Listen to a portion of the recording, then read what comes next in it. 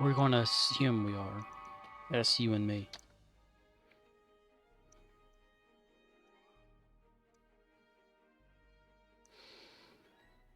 I'm sweating.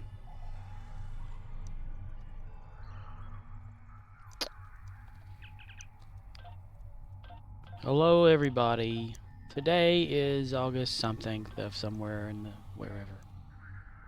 It's like 17th, I think. Yeah. August 17th at night. And I am playing Star Trek Online.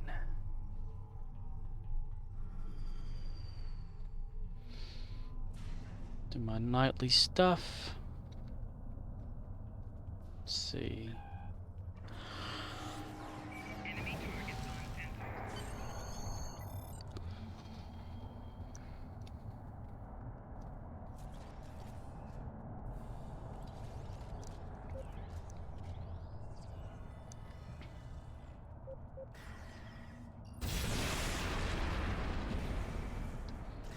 Endeavors today: destroy Undine battles or just ships. Defeat Tholians on Nukara. And Tetryon damage space.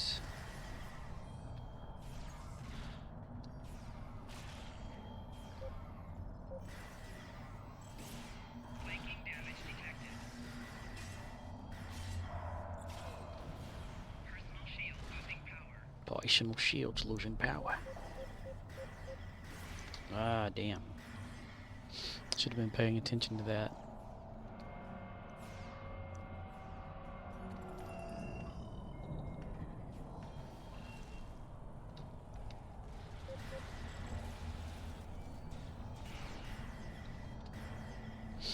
Didn't do much today. Was off work.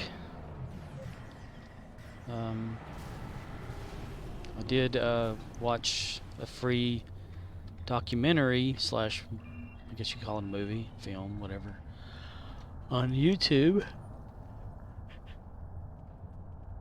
It was the captains that the William Shatner did.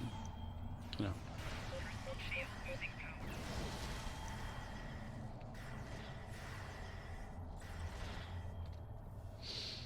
Where you went around and interviewed all the captains up till about, was it done in 2011?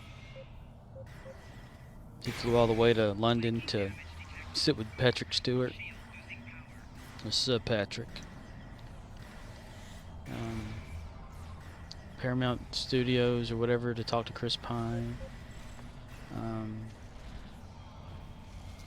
Oh crap. Okay, got it done, Good deal, good deal.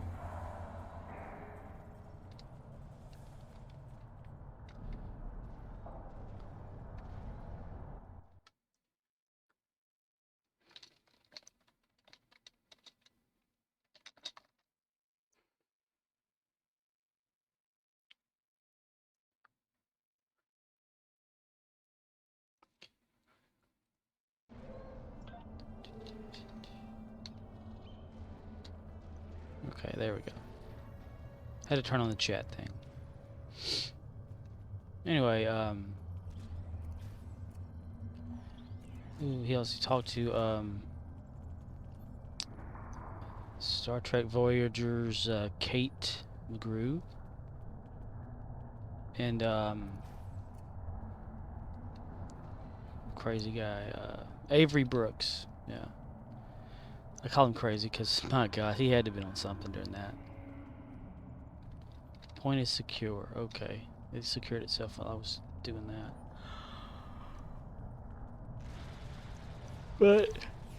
But Scott Bakula, talk to him. That's who he talked to too. It was more about himself, of course, but you know.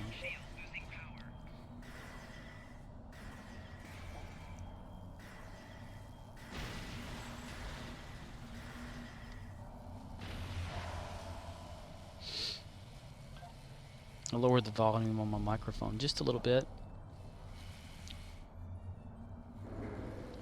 I saw that it was a little bit high.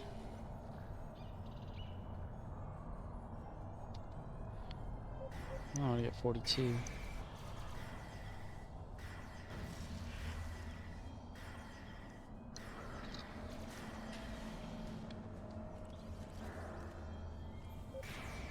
Starting this recording out a little bit earlier since I was off today.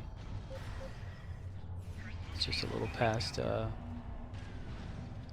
9:20 Central Time at PM.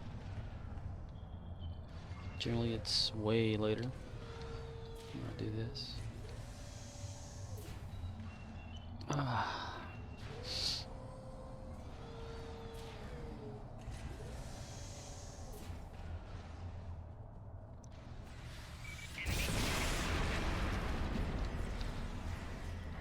I tried to put my Jim Hadar character Kolchak on here earlier. Just set it in and hopefully let the time run on it a little bit, you know, every once in a while. Keying up the keyboard to make sure it doesn't idle me to death and kick me from the game, but I got distracted and it did anyway.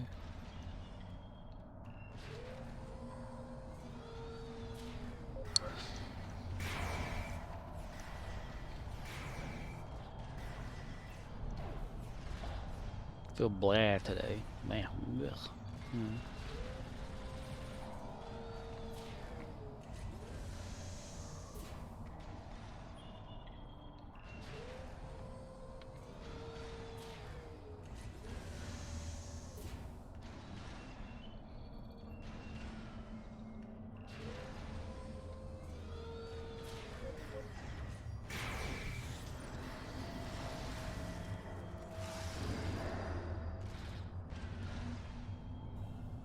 I went ahead and watched Star Trek Generations last night with the riff track playing with it.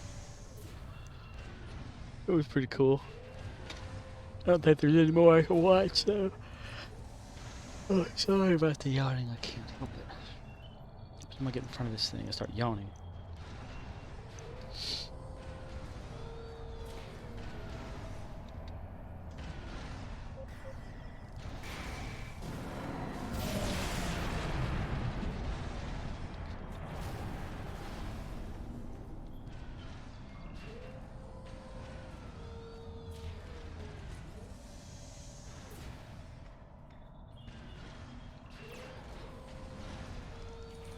I did not want to wake up today.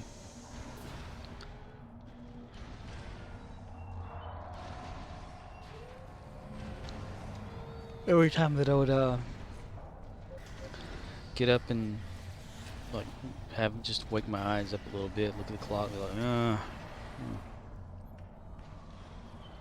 But I ended up getting up anyway. I need to go to bed earlier tonight. That way I can get more sleepy time. Sleep is good. Tomorrow's gonna be busy at day. So I gotta go back to work. Fresh truck day. Or more register day. One of the three. Register and truck. Rotate the milk. Blah blah blah. Borsville.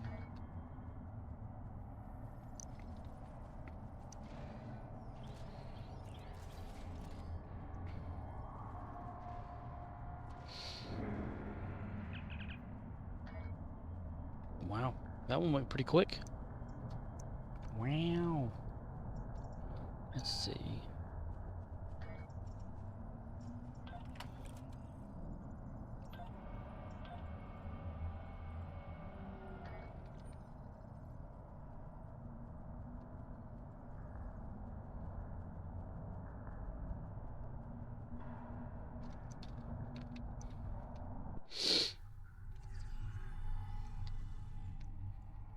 Commander Arnold.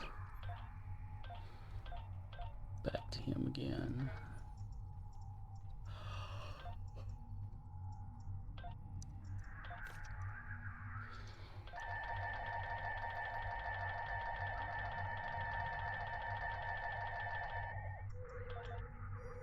Not too shabby.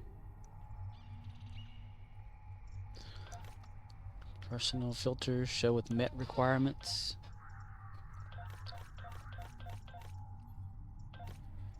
I completely forgot to do Peril over Pavo yesterday night.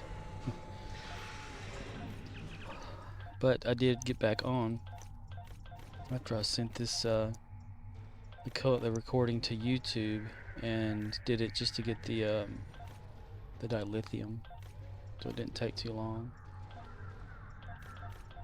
Should have ended by now. Let me check that. Now it's at red alert for 5 days. Be going after that one, red Borg alert one. And what is that, ultimate? Yep. Ultimate tech upgrade. Admiralty.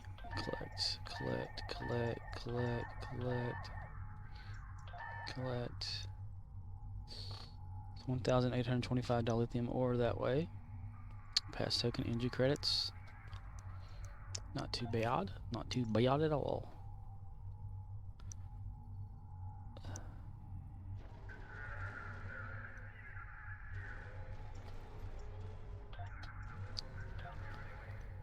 Let's see.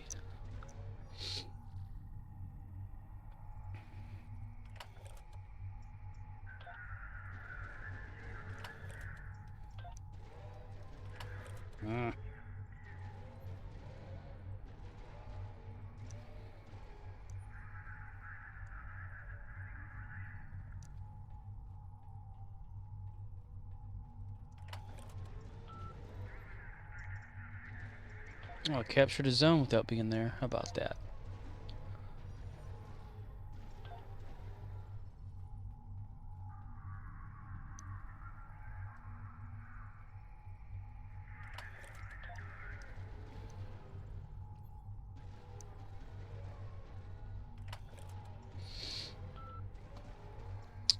Dilithium. Die, lithium, die.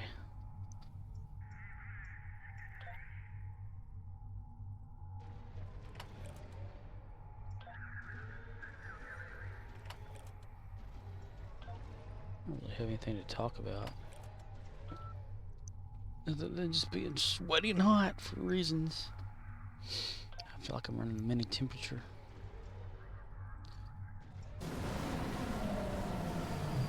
Of course, it could be raw garlic I ate last night. Garlic can increase temperature. Ooh.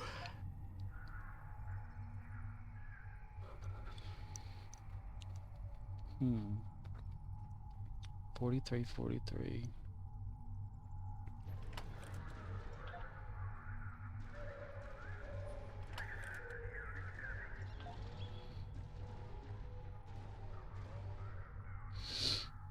I don't have enough to go up that high.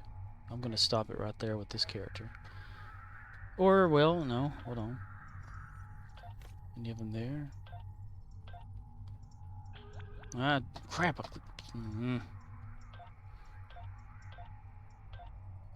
don't have very much room where my mouse is for my mouse pad and my mouse, where the keyboard sits.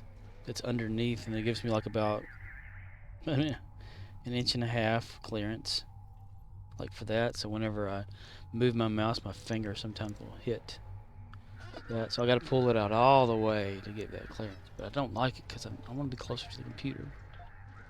It's my best friend. We don't want any of that. We're just looking for dilithium.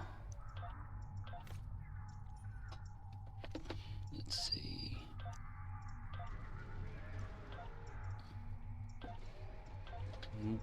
I'm going to stop it right there for my Lelue character. And then I'll go to the next one.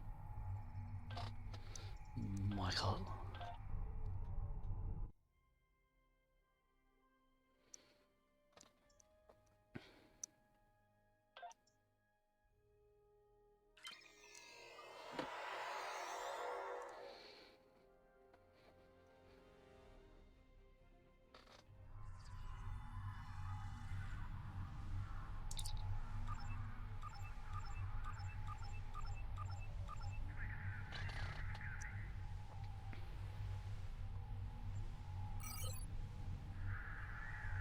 3 capture places. It's about to get captured, and that's okay up there. So I might be able to pull this off.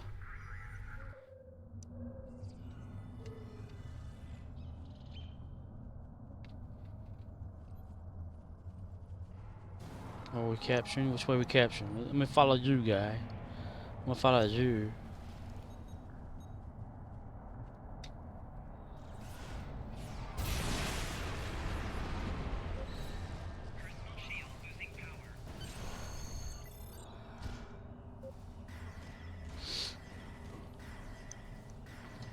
Nice.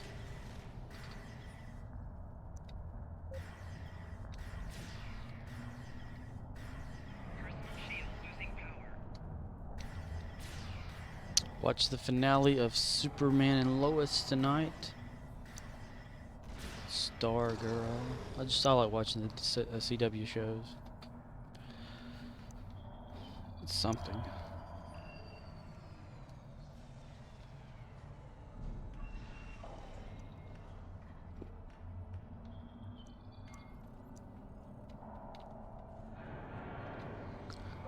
Lots and lots of flatulence tonight.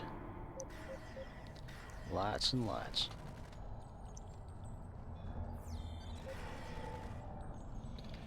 Let's see, I ate a fresh clove of garlic last night, a rather big one, with a sandwich.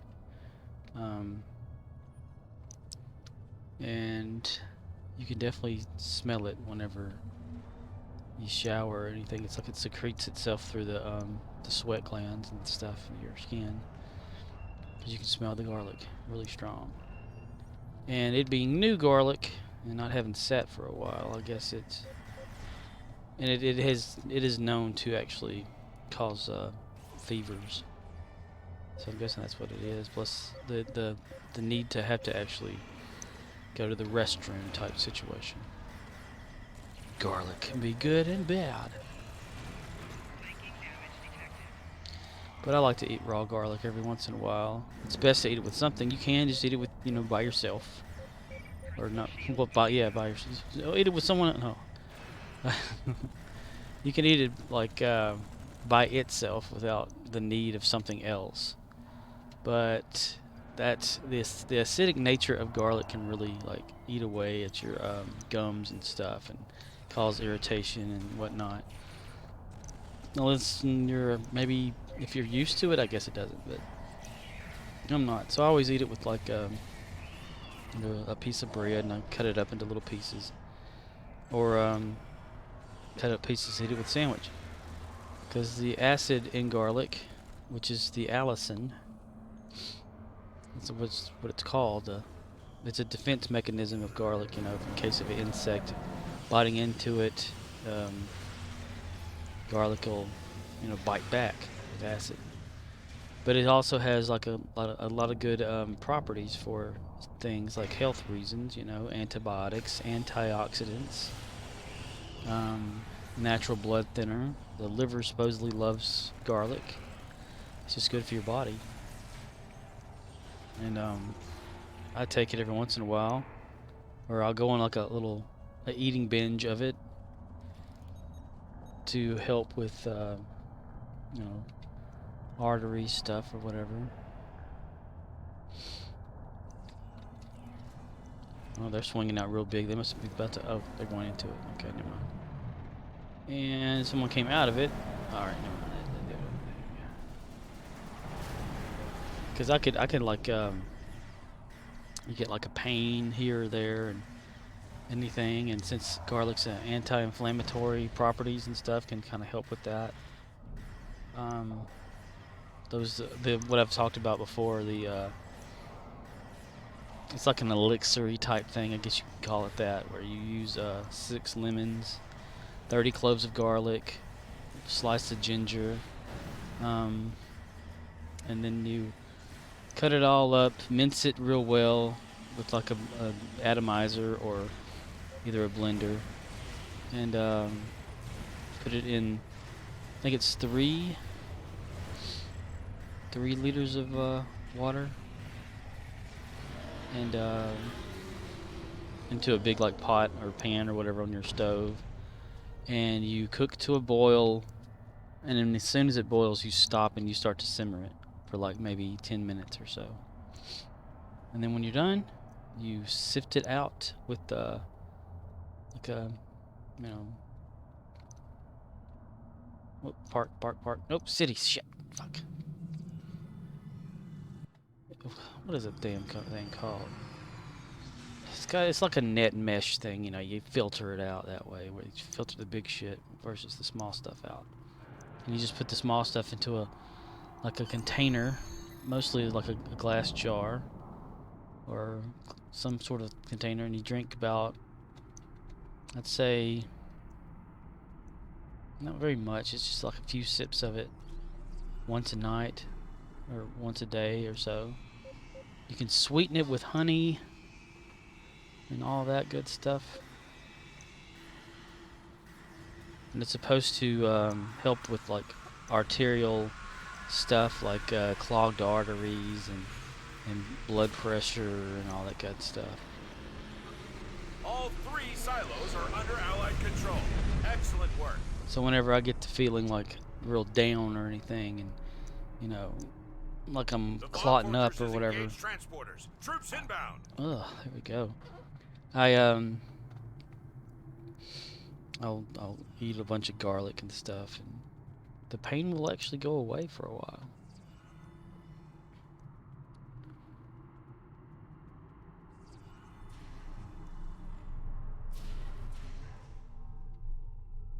I'm thinking maybe it's like the natural blood thinning properties of it, and anti-inflammatory. Like I can get this like pain in the left upper shoulder area in the back, you know, and then to the front of that area, like someone's pushing something through you, and it freaks me out. So I, of course, hook myself up to my portable ECG handheld thing that I have, and I'll scan myself and see if everything looks normal to me. And I'm not a doctor or anything, but I can compare and then look it up and then contact whoever if I think it's serious. But nothing serious. It's just, you know, you get a family history of things like that, and it makes you just be more cautious of a lot of other stuff. Especially since I'm on blood pressure medicine and cholesterol medicine and depression / anxiety medication. But yeah. Other than that, I don't eat right. You know. Like I eat like a little bit of a pie today, and a sandwich for lunch, of course, to take my medicine because there's nothing else to really eat, and a hamburger for dinner / supper.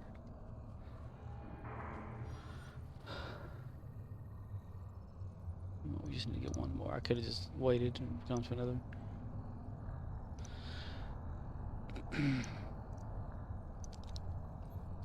That or like dehydration, you know. That can right there thicken up your blood and make you all like, you know, feel crazy and crappy. That's why when it's hot, like at work, it's hot inside that building, and they have the air conditioner running, but it stays like at 76 degrees Fahrenheit, which I can't remember what that is, Celsius. Let me look that up really quick, like.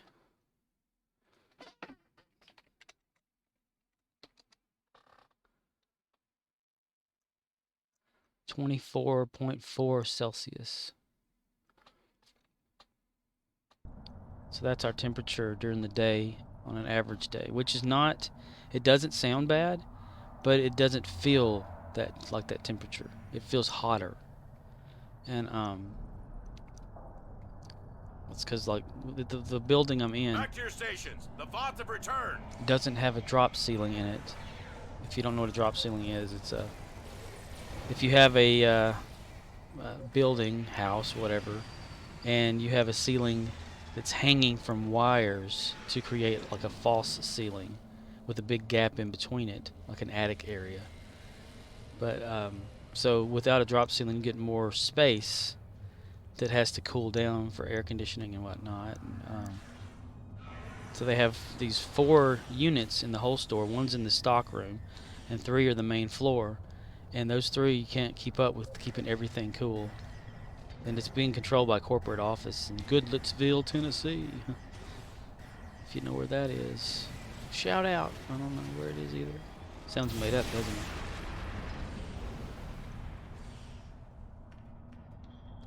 It was even set for winter time, I think, whenever they checked it one day. But people come in, they said, it's hotter in here than it is outside, you know. You're like, oh yeah, it feels that way. It causes you not to have any kind of motivation to actually do anything.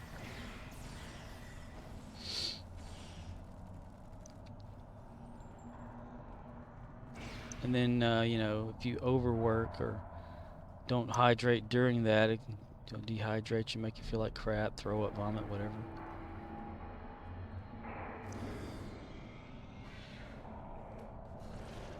So I'm not really looking forward to going to work. Even though it's not a morning shift, I get mostly evenings, or actually all the time evenings now. It's like 2 p.m. to 9:15 p.m. on average. But they feel like long days. It's insane.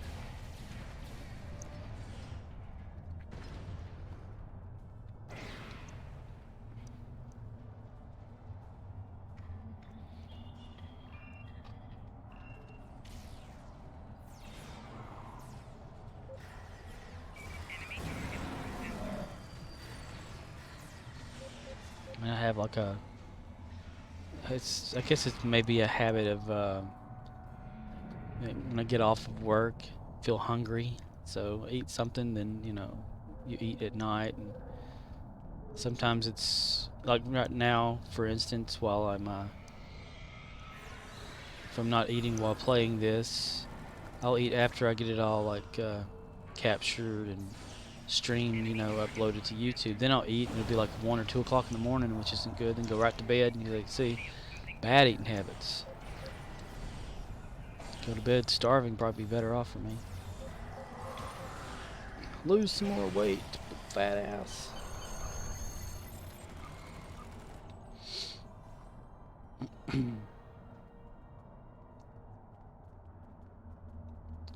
Okay, that's 2 for Michael Myers. Oh, I saw that Major League the movie is free to watch on YouTube Movies. So I might, you know, kick that in and maybe watch it today or night or soon. Well, that's one of my like favorite movies just to watch if it's on kind of thing, which it never is. There's never any movies on TV. You know, the stuff that's interesting.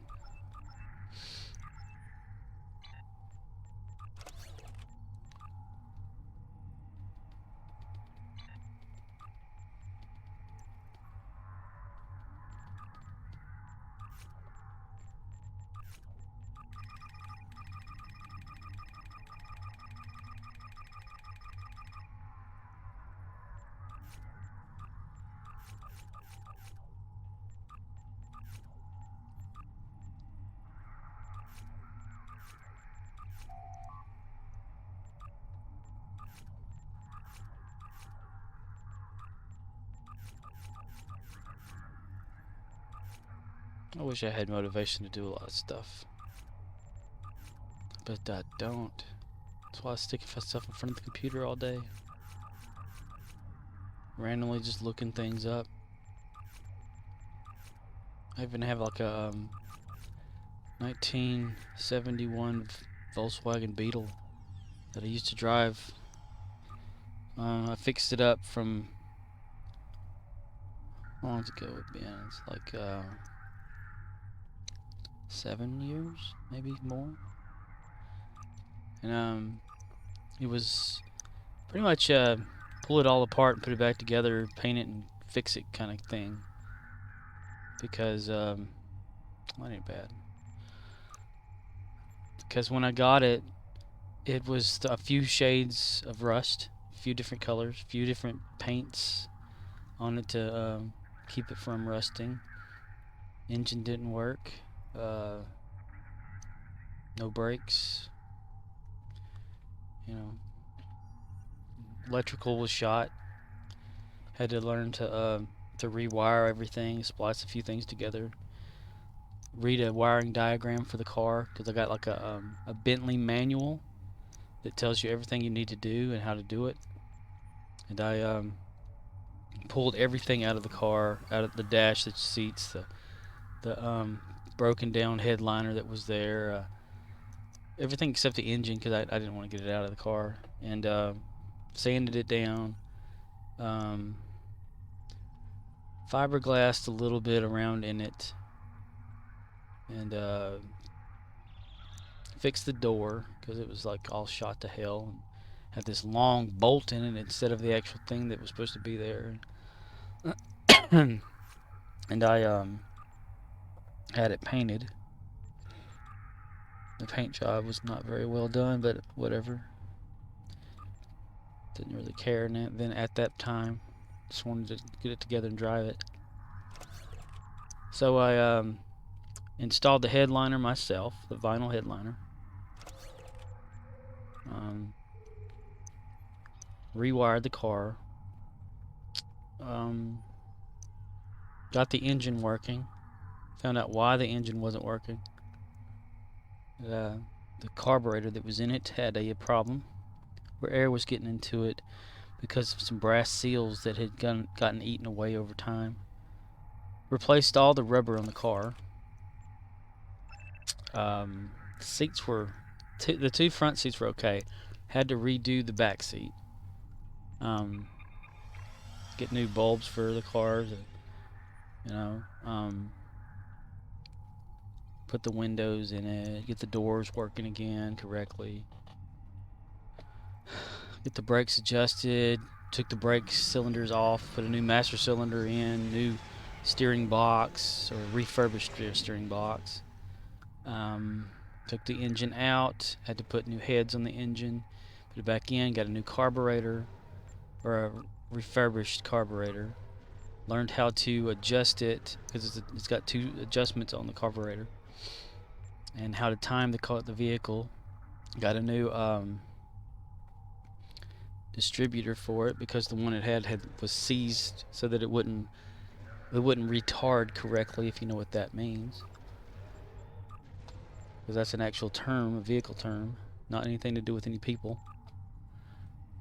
It means to slow it so whenever they would spin around and distribute the electrical inside of it, it kind of like jumped back a little bit, like it's supposed to, like spring back a little, and it wasn't doing that.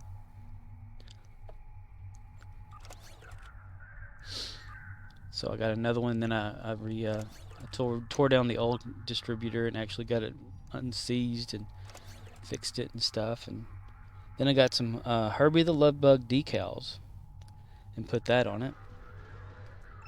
And drove it to work as a daily driver. It was my car for a good few years, like a drivable car. Then I hit a deer, or a bunch of them. They jumped over this huge fence, and I clipped the last one. And it tore up the front of the passenger or the driver's side fender, which is here in America. That's the right left fender. If you're facing the car, it's on the right. And it tore the hood up, so I had to get a new fender and a hood, or find one and then fix it. And then it got painted a color that wasn't exact, but you can't notice it unless you're actually looking directly at the car and focusing. And then I had to redo the brake system and change out two of the cylinders again because they locked up on me one time and they got hot. Yeah, I've got so many things to do with that car that I never have time to do it, and I've kind of lost interest in doing it because it requires tearing a lot of it down. I even got the window wiper control motor that's inside of it. I tore it completely down because it wasn't working, and I cleaned it up and re-lubricated it and put it back in the car, and it started working again. I figured out how to get the water squirters working. It's really interesting the way that those old Beetles and stuff were done back then. It relied on the spare tire in the front of the car, underneath, like in the front trunk of the car, because it's a Volkswagen. From then, it has the engine in the back. But it had like it has like a bottle, a plastic bottle that you put water in, and then this one hose goes to the inflated tire, and another hose goes through underneath the hood and into the cab compartment hooked to the actual window squirters. So anytime you needed to use it, you pressed a button or just pressed like a lever inside the car in, and it would release pressure or release the holdback that's underneath the dash, and water would squirt due to the pressure in the tire going through that little mini tank or little bottle of water. It was really ingenious how that worked. It wasn't electric, so it was 500, not bad. So that was interesting to learn about that. I mean, if anything, that car's taught me a lot about like old mechanics of cars and whatnot. And I still have the car. I just don't drive it because my sister at the time had a oh, another one. Look at that. And I don't have enough to really get that 70 12 12. Nope. My sister had a 2001 Ford Mustang and was getting a different vehicle. So she gave me her old car, and I started driving it more because it was more reliable than me having to work on my car every single day. And this is a lot of work because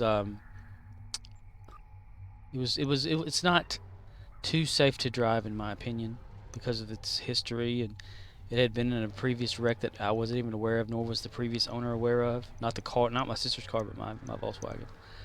And let me hold on. It took one of the trailing arms under the back of it, or the rear, one side was warped or bent a certain way that can't be bent back because of the unibody structure of the car. Let's see. I was told by an actual professional guy that rebuilt these things and stuff. He said that I'd have to get a new underbody for the car, not a chassis, but an actual underbody, like a whole thing, just to fix it. And if I did that, then the serial numbers wouldn't match and the car wouldn't be right, because I do have a birth certificate for that car. I got it from the Volkswagen place in Germany. You send off like with your information on your car, and they give you a birth certificate about when it was built, when it got shipped out, and all this kind of stuff, So it doesn't have the original engine in the car, but I do have the original engine for the car. It's just tore down and not put back together completely, and water gets on magnesium, and it's over. But yeah, I've done a lot to that Volkswagen. But anyway, my sister, since she got her a new vehicle, and she gave me her old car, and it wasn't running too good, but better than having to readjust the brakes and deal with my Volkswagen every single day. Because again, another little repair thing that I did that I thought was going to help. In the steering column, I even have this repair video on my YouTube channel of my Volkswagen. It has the steering column, which is just a metal rod that goes down to connect to the steering box with an elbow joint under there, or a U-jointing type system. Well, the needle bearing that was at the bottom of the steering rod that's there was dead. It was gone.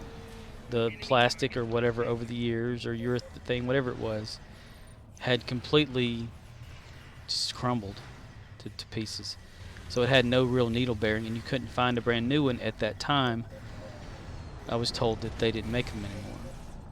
But they had this different kit that you can buy from this other Volkswagen distributor of parts and whatnot, but you had to modify your steering rod in your car in order to use it.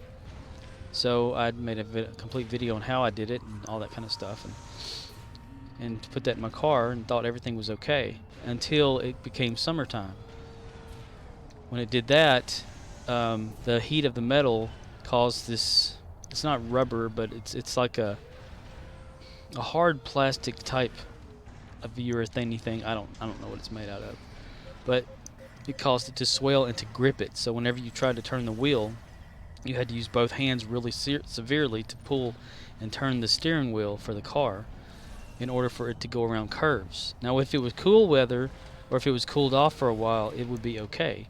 But every time it got hot, it would grip, and it became unsafe to drive. So that's why I started driving my sister's car, which became my car. And then that car eventually stopped working correctly for reasons, and now I've got a car that I've been driving now. So I've had no need for driving my Volkswagen. I put antique tags on the back of it, like, you know. Got it some antique insurance, and if I wanted to drive it, I could only drive it on weekends under a certain mileage and all this kind of stuff. So I still have it. It's you know, it's like my big model car that I have, and everyone's always asking me why I don't get it out, do this with it or whatever, but I just don't have the time for it. I mean, the amount of things that I need to do to that car to make it right completely, it's too much to do right now. I had plans to replace the wing windows that are in it in the front, or like on the doors, little flap windows that open. The lock mechanisms had broken from previous years or owners or whatever. Even one of them completely broke on me. It was real easy because it was loose. It didn't like crumble or nothing. It just stopped. It just broke off one day when I was just using it normally. And I read that over time that's what happens to them. So I got like a new kit to put that back together, and new rubber to put around the little mini window whenever you take it apart and put it back together. Winder stuff for inside the doors. New little rubber pieces for the window wipers and stuff, you know, like the little joints in there that move around. It's all sorts of little things. I even like when I got the car, I used a drill and some cabling, and drilled inside where the pipes and stuff were to the where the carburetor feeds the heads and stuff or whatever for they're like these little heater places on it on the back, and like little rods that are supposed to be hollow, but over time they can build up a lot of carbon from the gas and stuff and get like sealed shut, which makes the car not run correctly, or it still runs, it just doesn't run as proficiently as it should. And one of the sure signs is like sweating or whatever of the carburetor or whatever. So I spent like a good solid day under the engine area of the car, like drilling out these things and making them all right. It's like these things connect to the exhaust of the car, so they'll get like all stuffy things. Once you drill it out, though, it doesn't really. I mean, it takes like 40 plus years to get like that, I guess. Call for support. Support. Come on down, support. But I learned a lot by putting that car together, and I need to clean the carburetor. But in order to do that, I have to take the adjustment out of it in order to clean it. Some have said all you have to do is like it's like screw in, screw out with the little flathead screwdriver. How to adjust it? You know, like you can unadjust it and readjust it the same way. Like if you just count how many turns of the screwdriver you make, and you can get it back there. But I don't go by that. Whenever I adjusted it as per the manual suggested, and it was really difficult to adjust 2 screws to make the pressure, the air and gas mixture work for that car. And I just don't want to have to do that again. Can't put ethanol gas in them because it'll eat away at the bushings and things inside of the fuel, the carburetor that you replace. It'll also eat away, which I found out later by researching it myself. The reason whenever I got the car and it was not staying running because the gas had too much air in it, no matter what I did to adjust it, couldn't fix it. It was because the lever that you can push it down when you're back there at the Volkswagen, like pull the fuel lever on the carburetor, and it'll give it more fuel, you know. And it just hooks to a cable that goes up to the foot pedal of your car, and that's how it makes the fuel go through the car / gas go through. And I had found out that the bushings for that lever that were under there were eaten away because of ethanol gas, and it caused it to have air pockets that it would suck air in whenever the lever would go down, or like to actually pump fuel. So it was getting the incorrect mixture no matter what. So that's why I got a refurbished Solex carburetor to replace it. That was, the bushings had been replaced, and I was like, well, I'm going to use non-ethanol gas, and it's very rare to find. There's like maybe one place that's local that has it, and it's not cheap.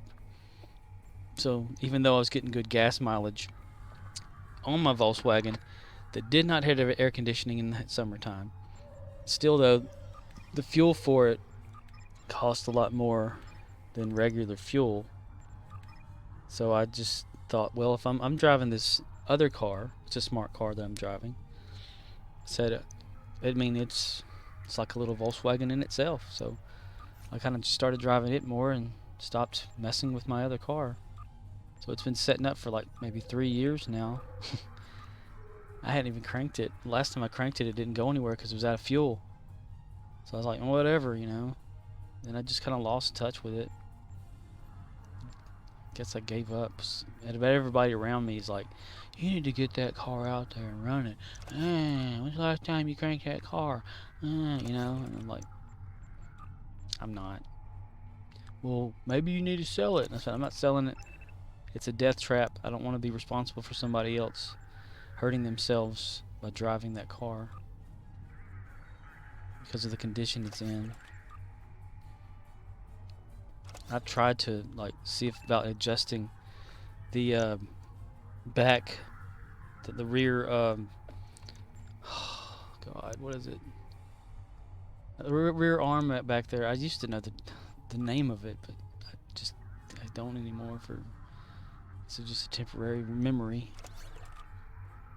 But since it cannot be fixed, is what I've been told, it can't be like rebent or you know, whatever, replaced or nothing. It has to be completely like the whole thing replaced, which would void the whole serial number of the car. So if someone got it, and I mean, like here's an example. Like whenever you're driving the car, you would go around one curve, be fine. Go the opposite way on the curve, the back end might swing around a little bit, so you got to like really fight it when you're driving it. And going straight, sometimes it would try to jump its butt one way, you know, and it just, I don't know that I could like let someone have that problem. And if they ever did have it, like someone else got the car, see, I keep the car stock. I don't like modify it. It's got its original designed brake system in it, and even like the well, I had to replace one spindle because the one I had on there, it kept eating away at the bearings. But because they was already kind of eating away when I got the car, so I had to found out real quick that I needed to change it out, and that was a feat in itself.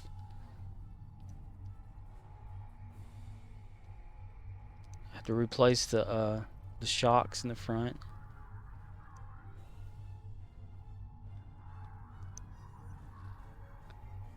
That was hard. So it has springs, and I had to get a kit that, or tools that held the spring tension down while I undid it and repositioned it. And it's mostly because on top of it, of the man, I can't do this one, can I? I don't have enough. I've got that. See, 50, 55, and 43 does not equal that, does it? No, that would not. I'm gonna have to wait on that one too. But damn it, what is it called? I even sell little parts and stuff for it that I created in 3D that are no longer made. Oh shit, I can't think of the name of the pieces. But it's something on top of the front strut system, where the bar, or the damn it, shit.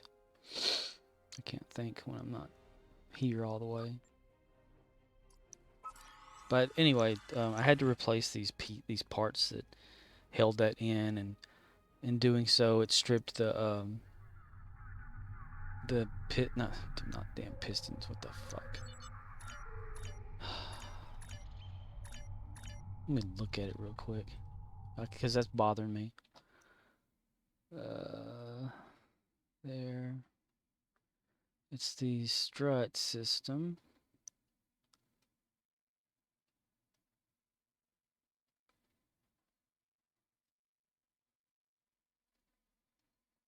Few large icons. No, not large. Damn it. Damn it. Damn it. Just regular large. Where's my diagram that I created?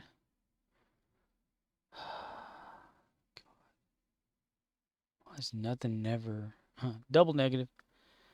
Nothing is ever where I need it to be when I need it at that time. Always have to find it. I have it on the Samba website, which is the 3D Strut project. There it is.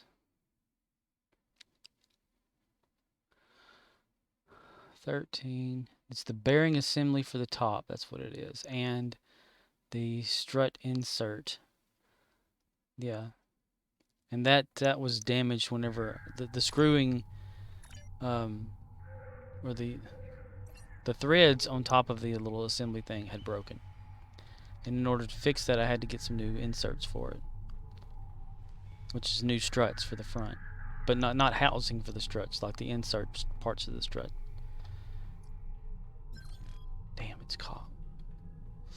Shit. 1, 2. That'll knock it right there and there. But it was kind of wibbly wobbly at the top of the strut assembly, to where whenever you stopped, you can hear it like going tink tink, you know. And it was loose where the bearing system was at the top, because there's these like grease caps that go there to like keep dirt and all that out of the bearing system for the struts at the top, and they were missing, you know. Well, one of them was missing. The other one was still there, but completely dried out and rusted. So I had to get some new assemblies for it. And it didn't have a... These were sealed assemblies, so they... I don't even know what I'm doing here.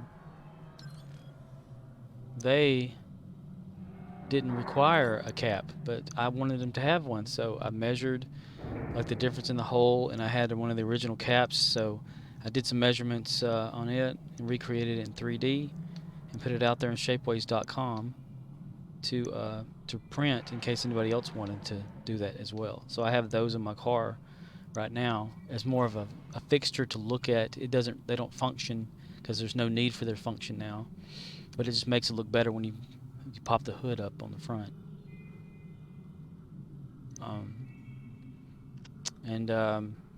I had like worked on the ignition switch in it several times because I wanted to use the original key with it, so I had to recreate a lot of the parts and stuff to or I had to configure from several different sources the pieces in order to recreate the ignition switch for it. The igniter wiring and all that. Replace it. I had to recreate the locks on the car's handles because one of them was broken. Like not completely broken. It can open and close, but the locking mechanism and cylinder inside was shot to hell. So I had I had a metal key. I think it was made out of steel, like a key to the car, and it had a number on it.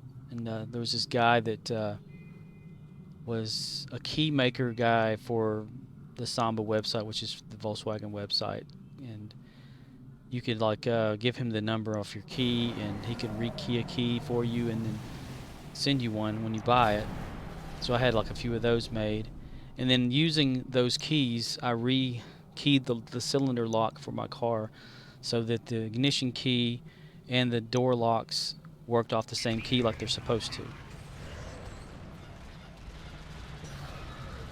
Because again, they had the original like door handles there.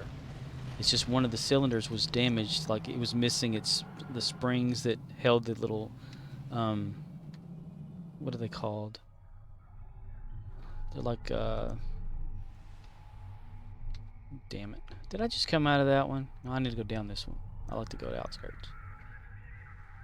It's like a little plungers that's inside of a lock, a cylinder lock. And if the plungers, like, whenever you put a key in, the plungers go up and down depending on how the key is made. So if they clear the turn plate that's inside of there. But anyway, I got it rekeyed because I did the rekeying. And so now I can use it, like my keys for that. And everything ignites correctly and stuff. It just needs gas. That's all the Volkswagen needs. Probably need and have to always like readjust the valves and stuff in there, which is not hard. It's just I don't like to do that. Once I fix something, I think it should stay fixed. You shouldn't have to work on it every damn day. But I would always have to work on that car, like maybe. I mean, just to drive it to work every day, I'd have to do something every so many days to keep it where I could just rely on cranking and going. I had to replace the starter one time because it was too cold, and the original starter in there had been there forever, so it locked up and I couldn't get it to work anymore. Got a new starter though. That thing was like real quick. It was awesome. I need to rotate the engine, actually. Get pressure off the springs and the valves. Oil changes. I did the serious oil change. I didn't like just do, you drain plug hole or whatever type where if some would do that, they'll just take the drain plug out and just let it drain and then put it back and fill it up with oil and go. I don't do that. I'd actually disassemble the plate that's under there that held the wire mesh filtration thing, and get the little cardboard little sealed pieces and stuff and put it back together correctly, and it wouldn't drip or anything because I did it that way,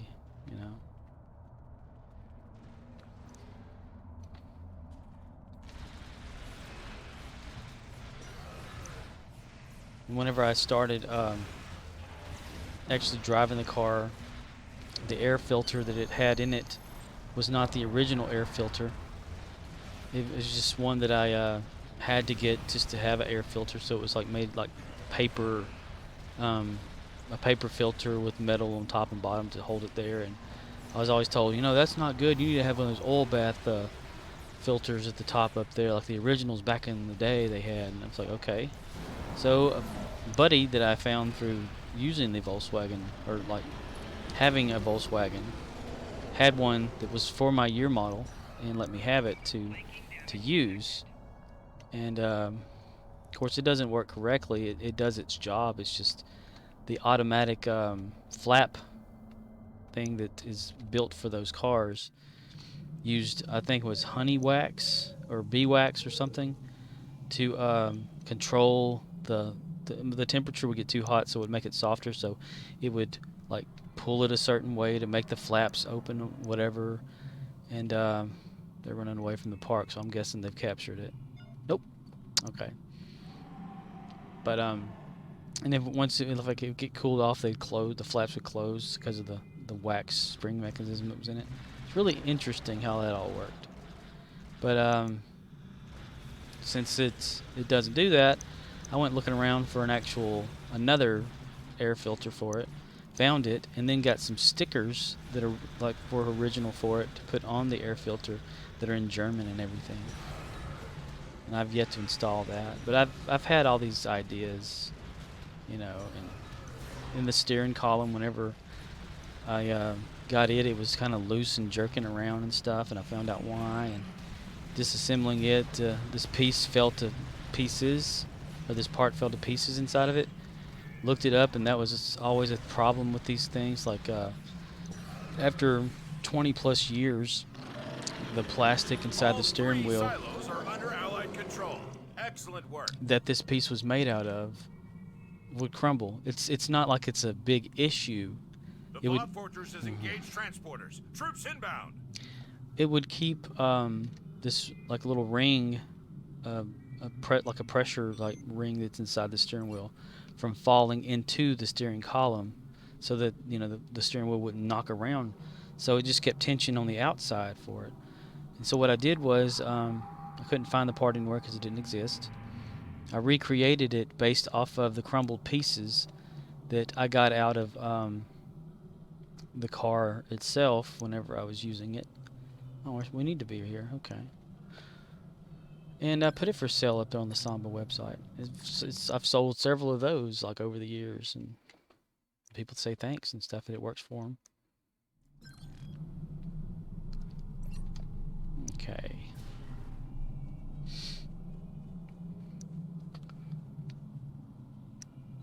So anyway, getting to the steering part of the actual car, like I had mentioned before, I had found that, I looked, I asked questions. I was like, where can I get a needle bearing for this car? There's like, one doesn't exist. They don't make that part anymore.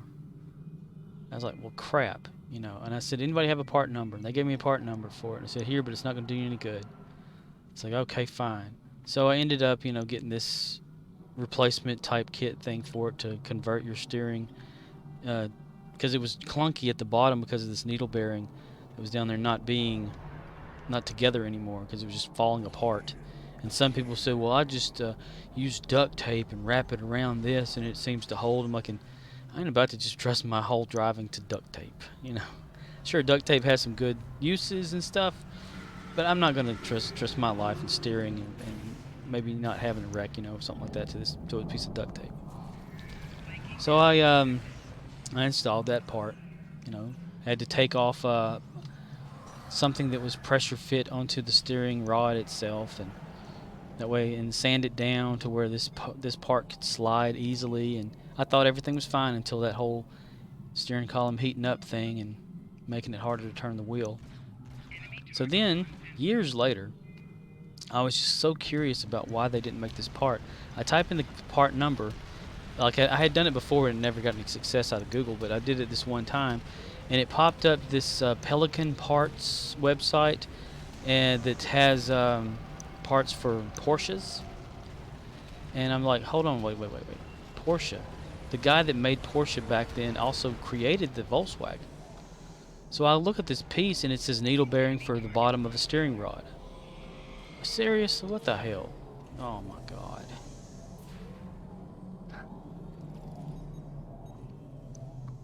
The sympathy captures what this is. Anyway, I looked at it and I looked at the dimensions on the website, and I was willing to just gamble with like this part being a good part, so I bought it. And it fit perfectly on the. See, I had to first get another steering rod because since I modified mine, I could not put it back together the same way because this part that I had to take off of it that was pressure fit could no longer be pressure fit back on it again since I had removed it. So I got a used rod off of the website, or the Samba website, which has a marketplace on it, and it didn't have the needle bearing thing either. So I replaced the needle bearing parts that had fallen out with this needle bearing from that goes into an old Porsche. It's a new part, but you know, goes into this like a same year Porsche, and it was a perfect fit. I was like, this is awesome. Then I put it all back together in the car. It works great. And I'm like, wow, this is awesome. You know, everything works the way it's supposed to. So I sent message like out on the Samba website for the Volkswagens and said I did this or whatever and got this working. They're like, what, huh, how, you know, and they start jumping all over it. And I think a lot of people have swapped it over from that now, like back to the original. So it's stock again instead of a modified. That's what I'm all about. Like if I ever got rid of my car, I would put in there like must remain stock, you know, like as a thing, which I guess anyone can just undo or whatever. You know, they don't have to stock it.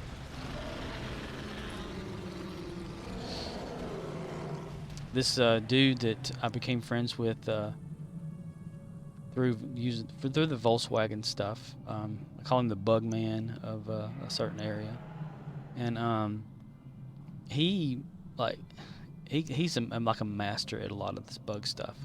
He had a Baja Volkswagen Beetle, which has this big stinger pipe, and it's like completely unrecognizable as a normal Volkswagen. But he remodified the car to go back to like a stock version of the car, everything. And I was like, wow. So he did an undo on something that's supposed to be permanent. But yet my car still I can't. Above have almost all the Omega particles. Stop their engineers. I can't ever get that rear arm or whatever of my car fixed because of the way it is and how it got that way.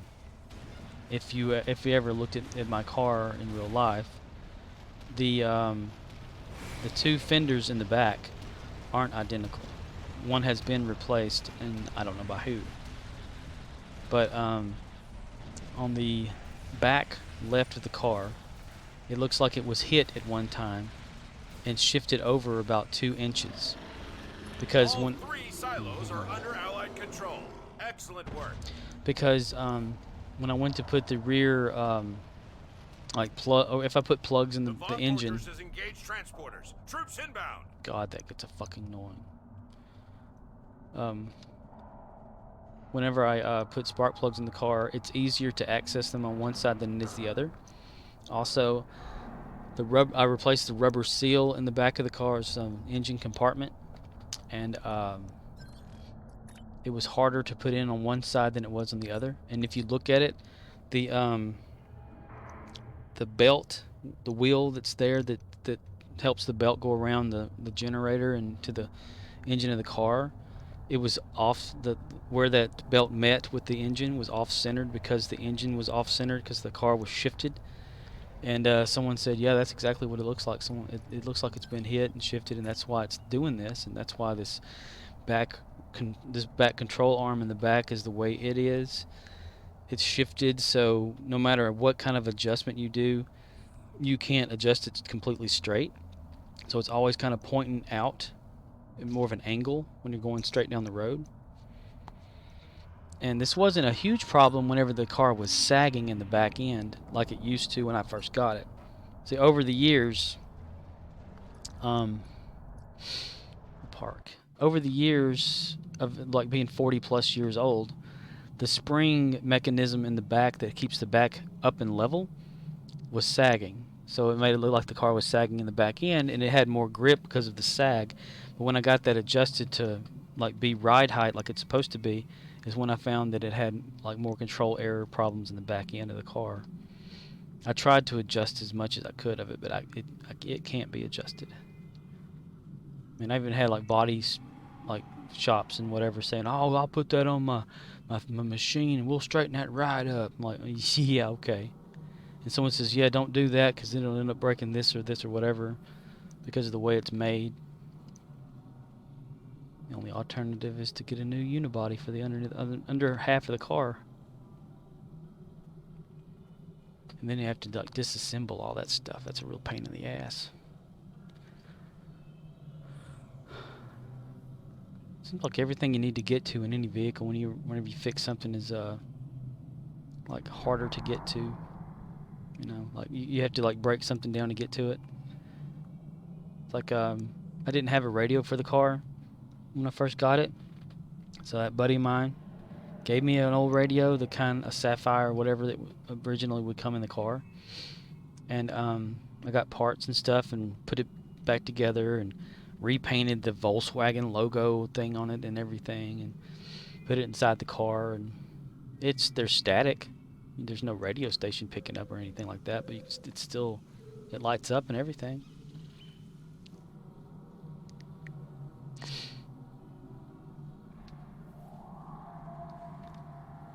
I do need to do Back to something your with stations. The VODs have returned. that. I probably would, like, if I didn't have a job to go to every day, I'd probably end up doing something with my car.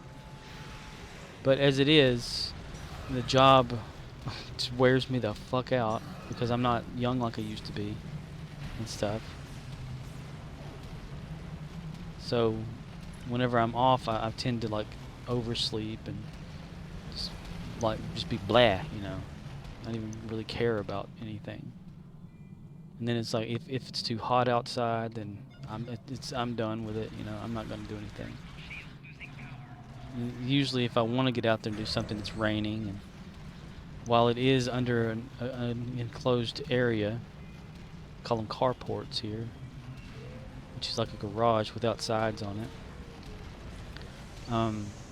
It's just bugs will get to you, all this stuff, and it just makes it unbearable for me to have to worry about it, especially since I do have a vehicle that I can rely on.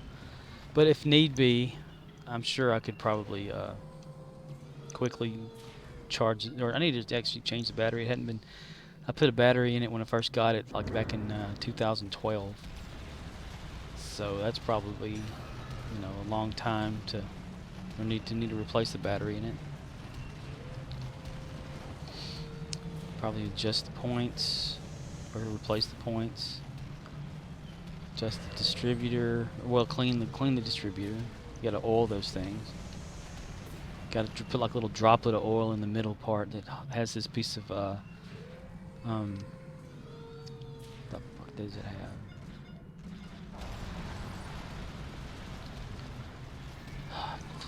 Felt. That's what it is. You soak down this little piece of felt that keeps the distributor lubricated so it doesn't seize up.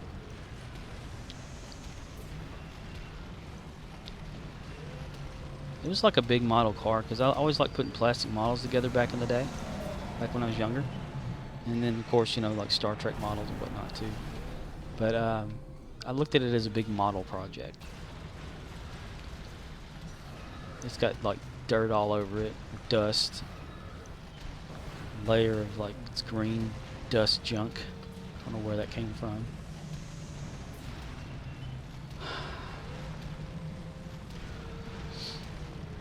The decal, I've had like, see, this is the second decal for the, well, one decal per each hood since I have a second hood on it now.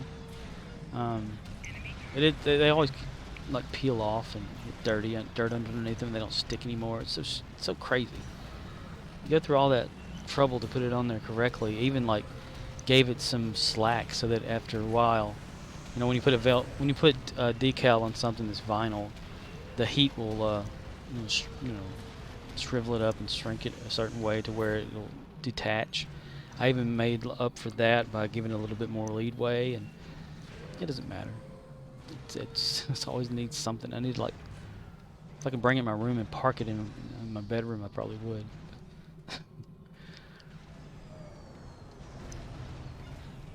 I mean, I've got part of it in my bedroom right now.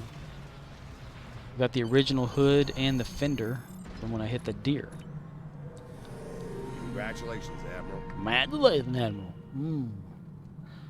And I've got like pegboard up in my room that's got Volkswagen junk hanging off of it, testers and all this kind of stuff for it.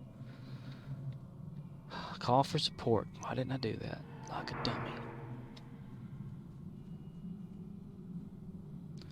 Like a big ass retard.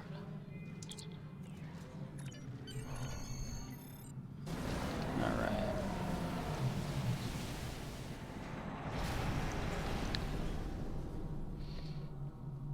But yeah, I learned a lot about cars in general with that one. And everybody always wants me to get it out, and they said, "Oh, we want to see it." It'd be like the hottest day of the year. Ain't no air conditioning in that car.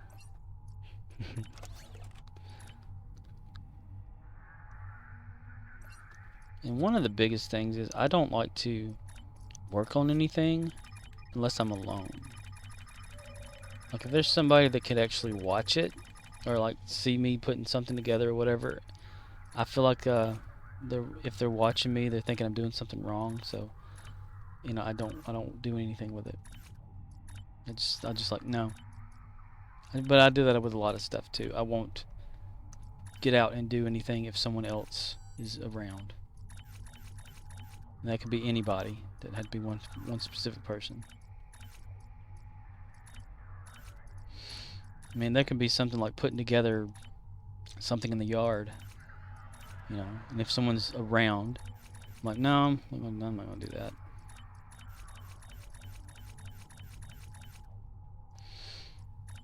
Admiralty.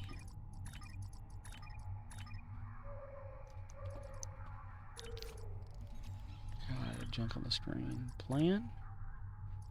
It's only 125. Plan? No. Plan? No.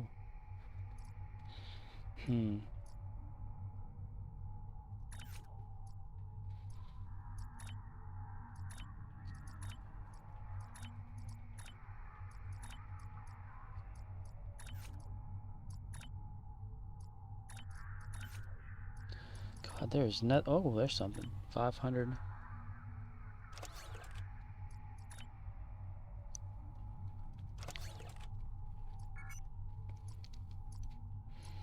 Yeah, I've been kind of like that a lot, though. For instance, at home, and I live at home with my mother, but I also help pay things and whatnot. If anybody's like, hey, could you look at my computer and do this, or whatever, it's not working right. I'm like, okay, I'll do that, but I'll wait until everyone goes to bed. Like, you know, asleep until I do something, because people will always ask me, what are you doing now? What are you doing now? What are you doing? I'm like, really?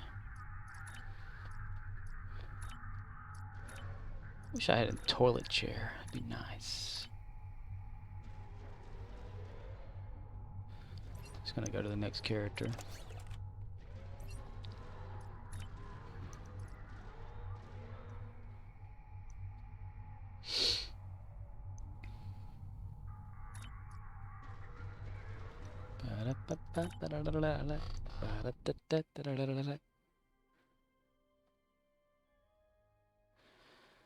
Jim Hadar Kirok. I'm gonna go to the restroom real quick. I'll be right back.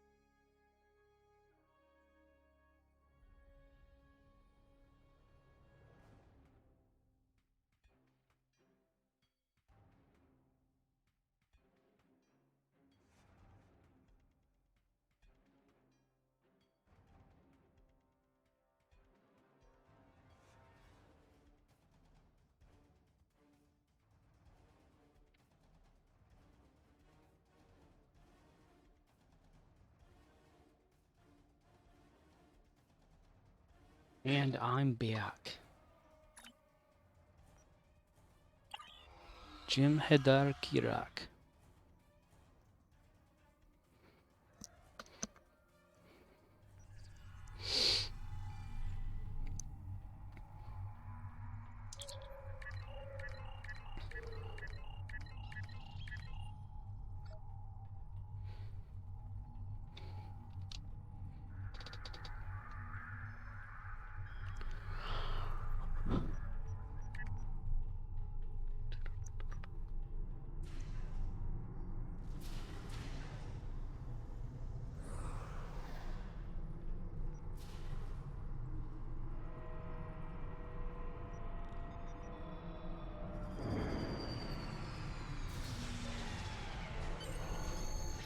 Okay.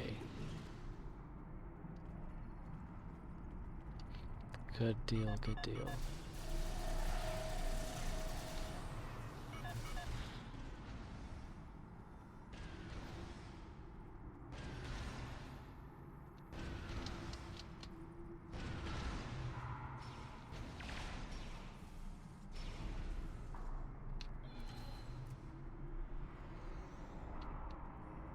Bzz. I wonder if I can get credit for this. 2 captains.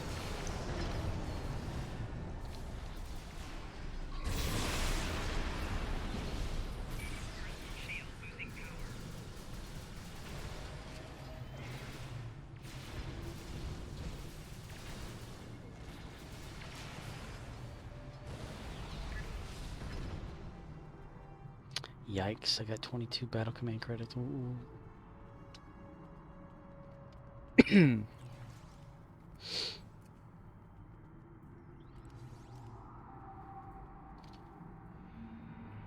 Well, I guess we're going that way then.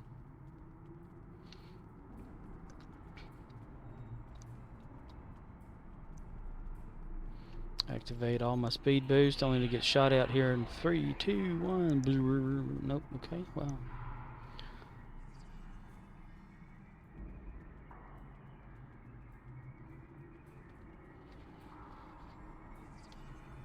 There's some swarmers.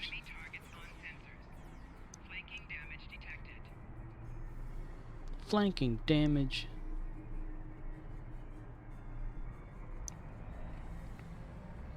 Oh, you are a flanking damage protected.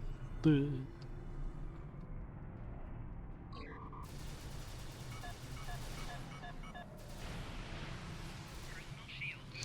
The only reason I multiple click on them like that is because I'm not sure that it's going to give the command to shoot.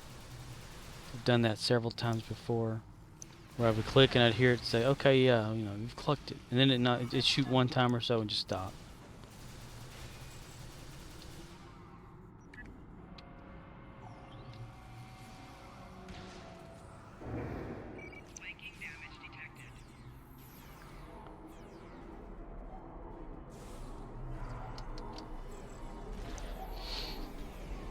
Why does it say this one's about to be captured? Ain't nothing going on.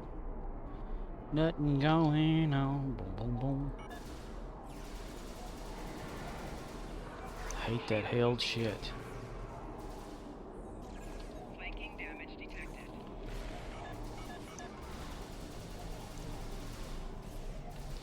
Oh. Ah, damn. Respawn because I don't have time to wait. Go.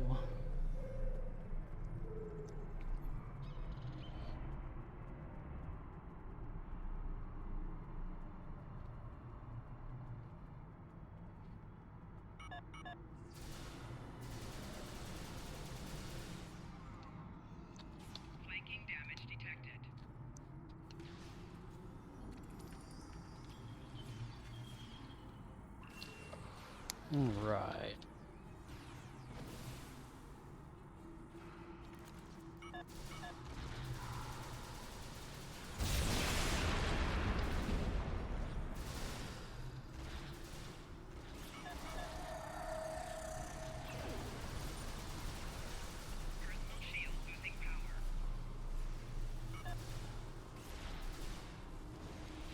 Collective nightmares.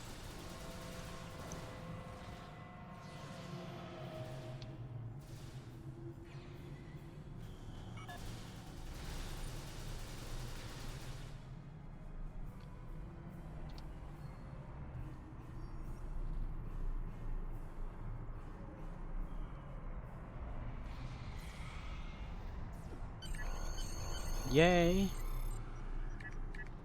Captured. Captured. Captured. We got 4 out of that one.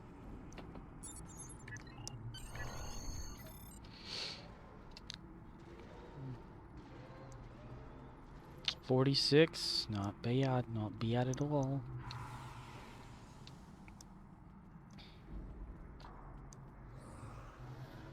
We have to activate swarm mech, haven't we?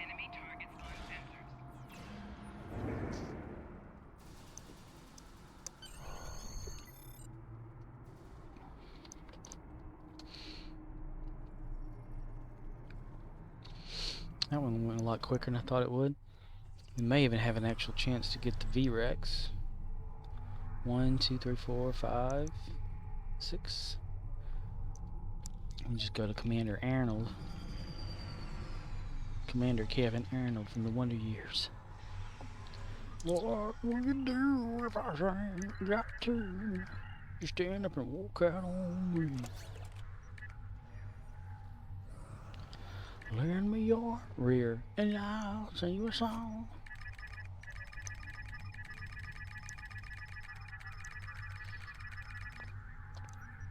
Personal.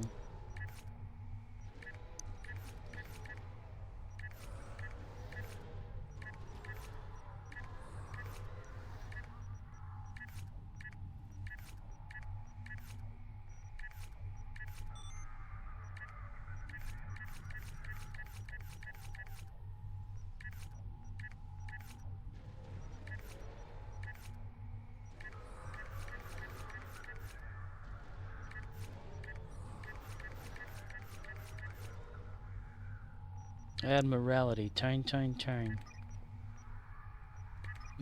3, 4.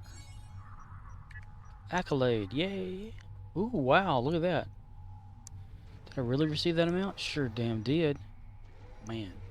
Radio, you're a genius.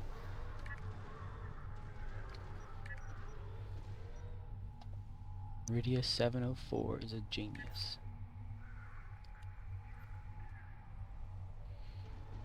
Let's see. Nothing there. No dilithium, no dilithium. Damn.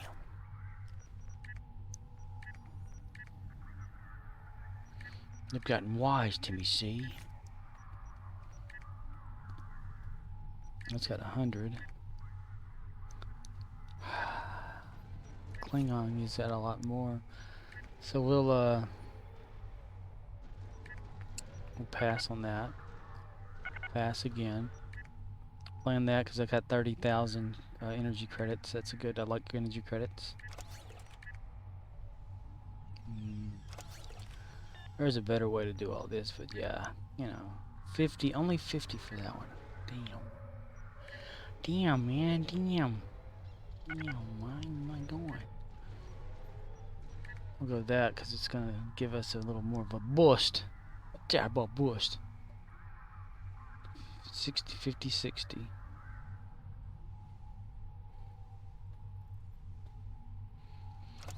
Just gonna do that.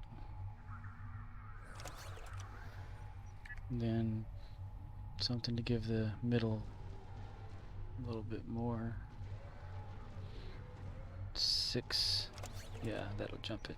666, the Enterprise. 205. Oh, 50,000 energy credits. Look at that.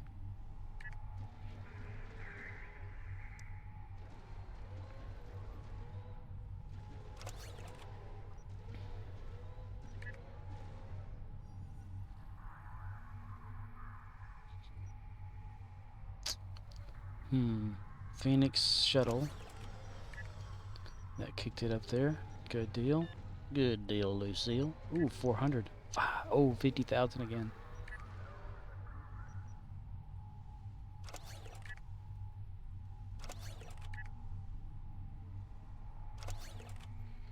Crap. Wow. Need something that's got more in the rear here. 28 versus 20. Gives it a little bit more of a boost. That's got 30. Kobayashi Maru. Yeah, that'll get it. Or we save that other ship for something else. Nope, can't do that one. Can't do that one. Can't do that one. I could do that one.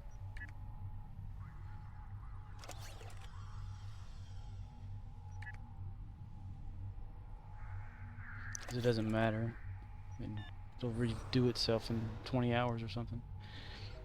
What's going on with the captures? 4 left, 1 more capture, we'll jump it.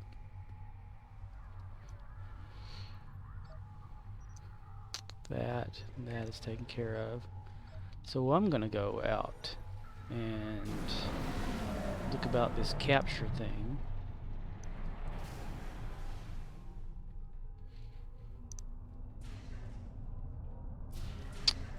Run over here. Gonna swing through this, just in case it pops when we get through it.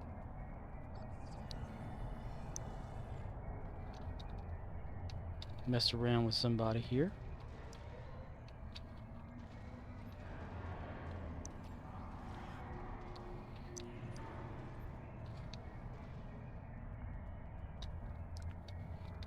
And go capture this at least.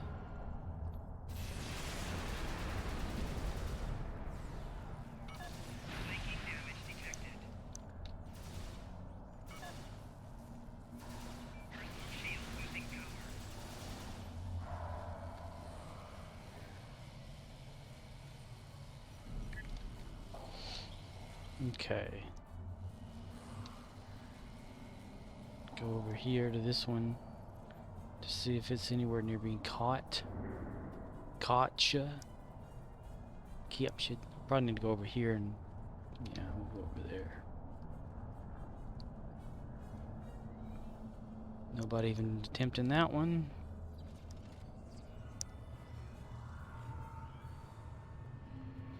Crossfield Science.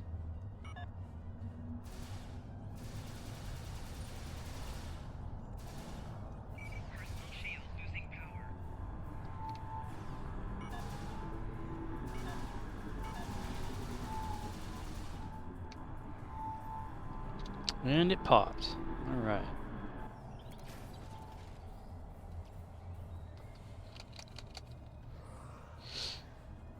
My frost boots. Oh god, why? Picking on me, Swarmer.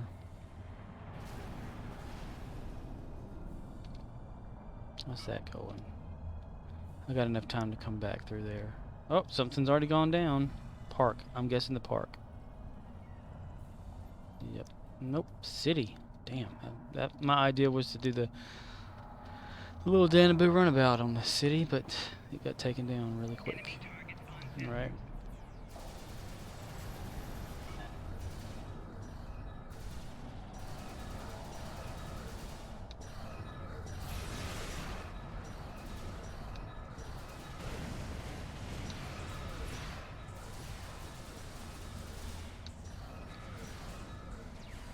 Why are you shooting me, thing?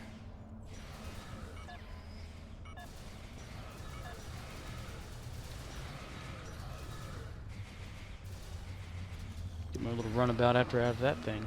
Shoot that son of a bit. Okay, you go after that then. Alright then. Yes sir, Captain Danaboo runabout. Danubee? Danobi?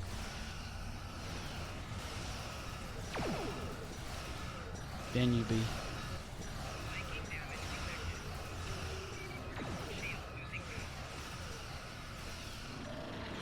All silos. 3 silos are under Allied control. Excellent work. Yay. The Vought Fortress has engaged transporters. Troops inbound. Tweeps. Run over here really fast.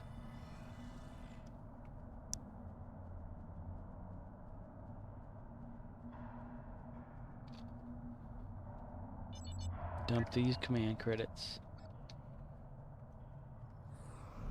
You have 5 dilithium marks? Dyson? Do you have Dyson marks? Get ready for the mirror right here. That ain't too bad. It's almost enough for tomorrow. Okay.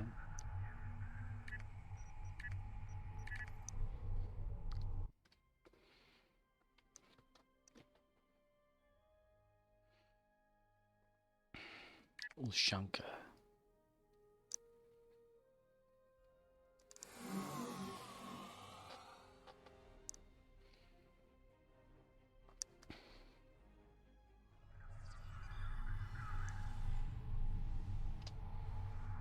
I'm over there.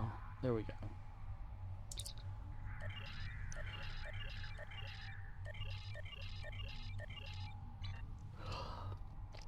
So we're gonna go to the park for this one.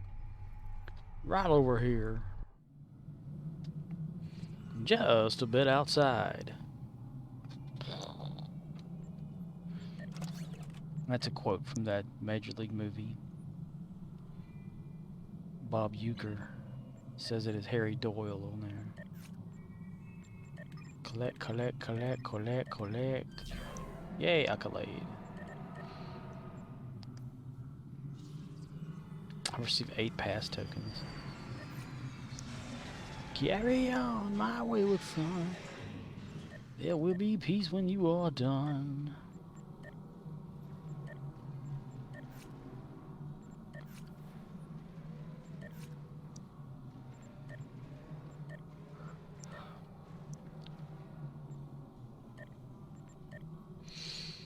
Where there is a babysitter in peril, he will be there.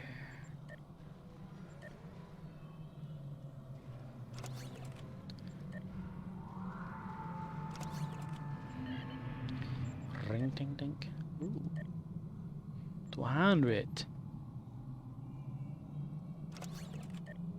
67. 58. And then 50. Way above the limit that I'd rather be over.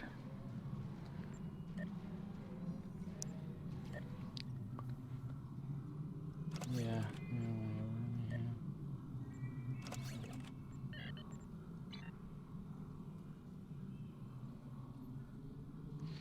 Back to your stations. The Vots have returned. Enemy targets on personal shield losing power.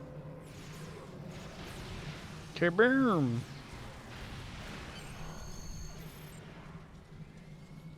That's a spicy meatball.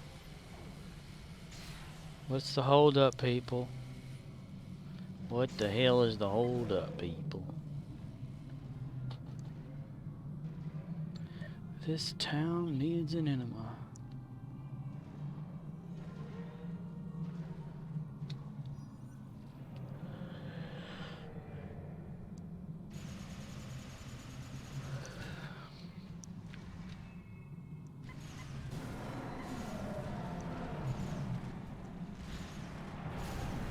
Kaboom!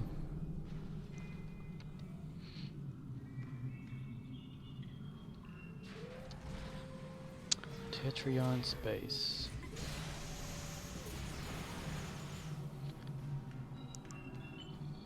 I haven't checked to see if the exchange is working. Nope. Still got that left over. It hasn't changed. It's officially dead.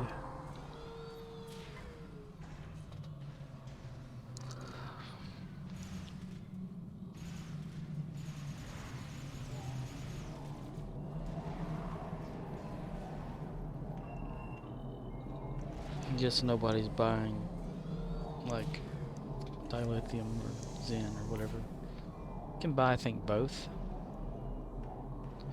Buy Zen to then exchange out for that lithium. There's no need to exchange out for that lithium, so no one's buying anything.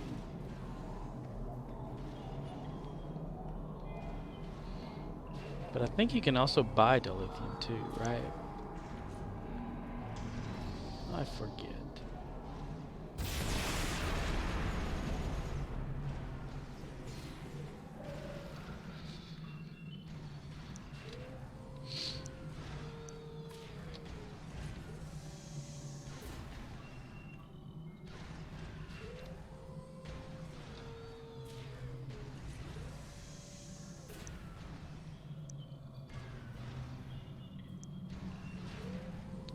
I watched the second episode of season 2 of Stargirl tonight, in which they established a Green Lantern for Stargirl.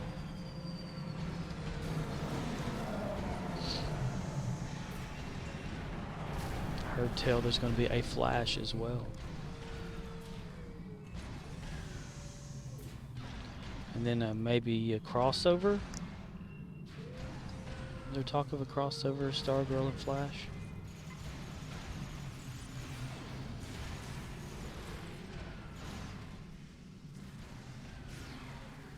Previously on The Flash. The Flash. Barry likes to use it. He uses it very well.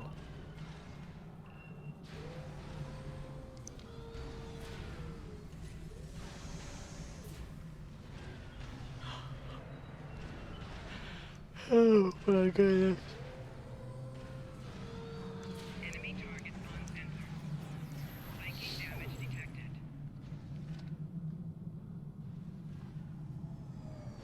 We are all of us caught in some ribbon-like structure of the Nexus.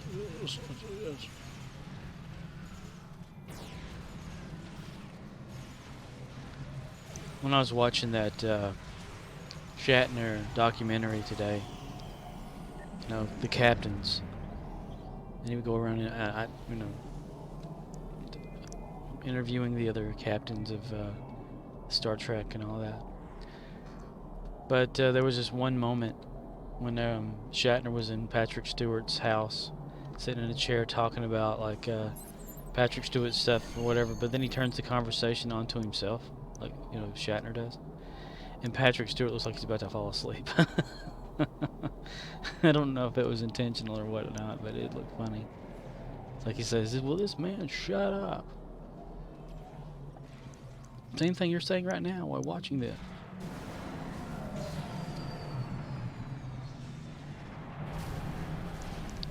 Or they would talk about like their own personal stuff, and he says, "Well, I remember back when I was, blah, blah, blah," you know, I was on stage, Shield losing power. and we were on Shakespeare.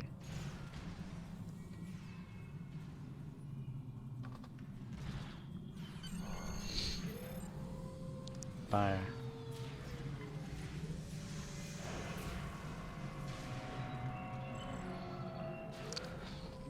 And I thought he and Kate were gonna get all like run up to a cat fight at one point.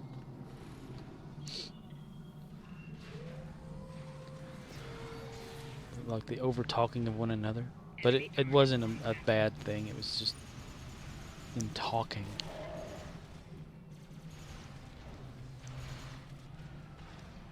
But I swear Avery Brooks was on some shit. He was just too happy.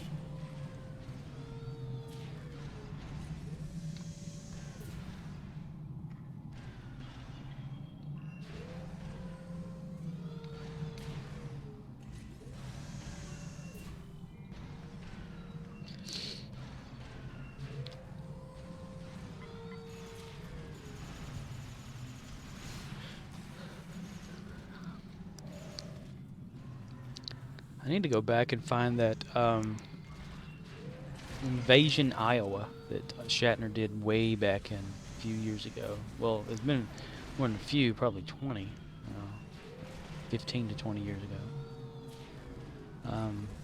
Where he took a film crew and acted like he was going to make a movie in a town that is the self-proclaimed town in Iowa that the future Captain Kirk is from. And he went there to just like film the town and the people in it and stuff. Surprised him with the documentary of them versus what he was making. or told them he was making. William Shatner. He shat in her. Shatner. William Shatner.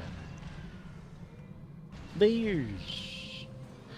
And today, I just randomly watched an episode of Star Trek Continues. I think it was episode 9. What ships are for. It's where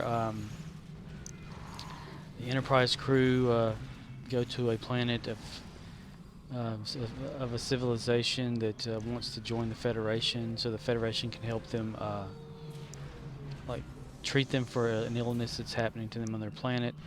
But whenever Kirk, Bones, and Spock go down to the planet, it's all like grayscaled because the light spectrum that their star puts out isn't all the light spectrum like it's supposed to be, so you can't tell color at all. And one of the inhabitants there has some sort of an illness because of the sun that's there. It's like a radiation poisoning type thing that it's been doing for a few years there on that planet. So Kirk asks if it's okay to like have that person go up on the ship. Of course, it's a female. Duh. Kirk and duh. But she gets up there and she sees it. She's like a lime or light green color with purple hair and stuff. And she's like, "Wow, I've never seen this before." And they find out that there's this other race that lives on another asteroid, because these people live on an asteroid, like that's not too far away from them, that's been trying to like come onto their planet and whatnot, and they've been shooting them out of the sky. And these other people have been coming to, or trying to come to this planet, but these people that Kirk are trying to help have been shooting the other people. Anyway, it turns out it's like two separate races are living on this planet, and they only think it's one because they can't see color.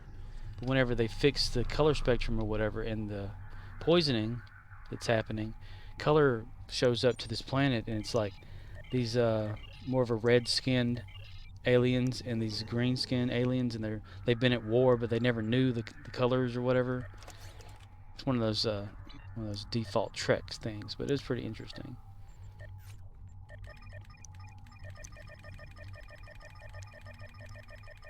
Like Star Trek Continues. It's the continuing treks of Star Trek. Not Star Trek, it's Star Trek. If you can believe it, you'll watch.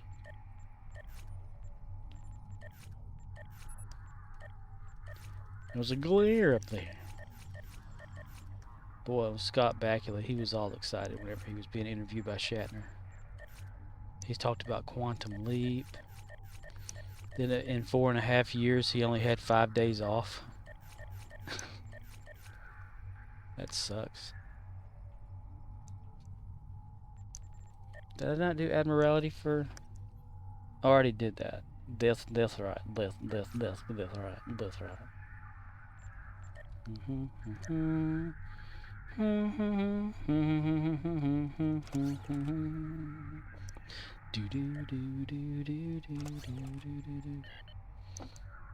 Quantum Leap was a pretty damn good show.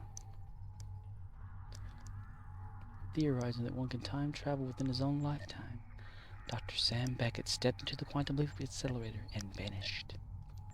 He awoke to find himself trapped in the past, facing mirror images that were not his own, and driven by an unknown force to change history for the better. 2000. His only guide on this journey is Al, an observer from his own time, who appears in the form of a hologram that only Sam can see and hear.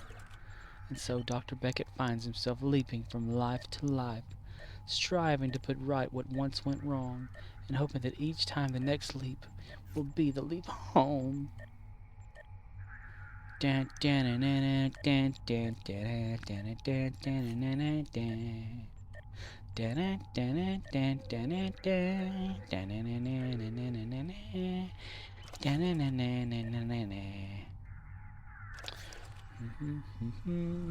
boom, boom. Max that one out. Alright. Time to go to my main character.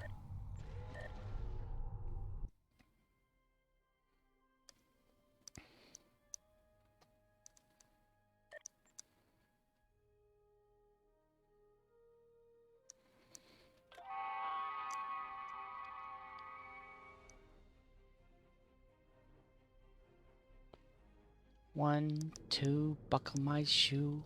3, 4, shut the damn door.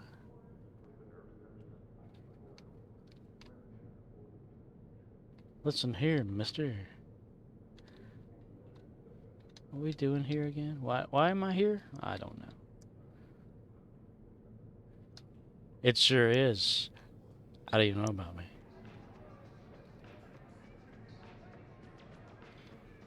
Excuse me, Klingon bastard. No, you.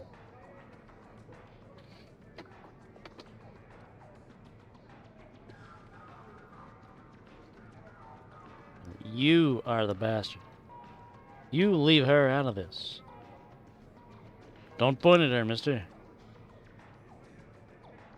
It's fighting words. I challenge you to a duel. You come over here if I feel like it. I'm really not understanding what's going on there. Stop dancing, mister. I said stop dancing, damn it. What the hell is going on around here?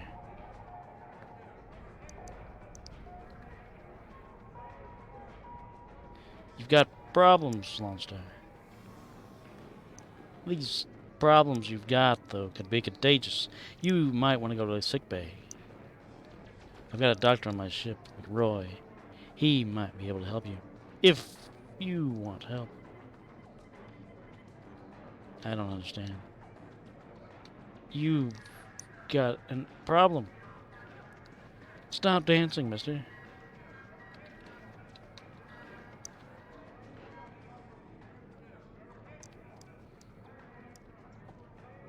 Destroy Undine ships. Alright. Snotty, beam me aboard when you go to Undine. Snotty. You little bastards. All of you here. Welcome to Josana. Amoribo Biddy biddy biddy. Hello there. Welcome to Josana yourself, you little bastard.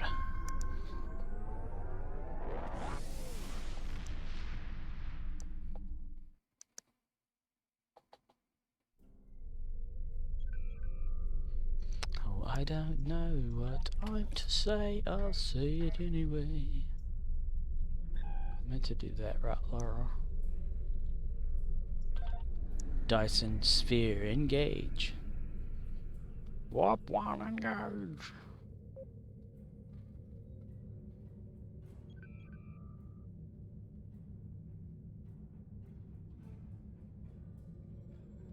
Nag, nag, nag, nag, nag, nag, nag, nag.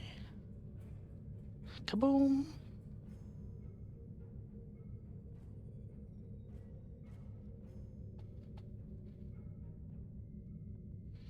Some turbulence in space here. We're going at normal warp. You can get there faster that way, right there.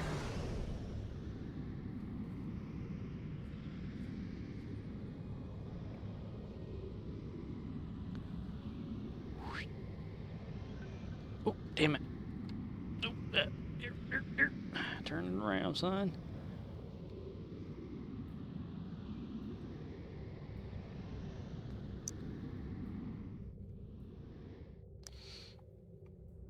A little slower. Swing out like a big truck.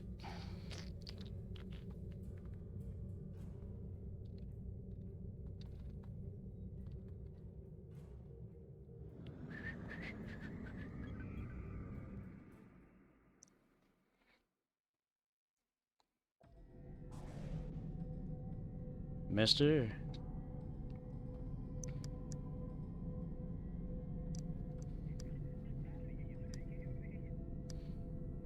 I like that zoomed in look, mister. This one even looks better too.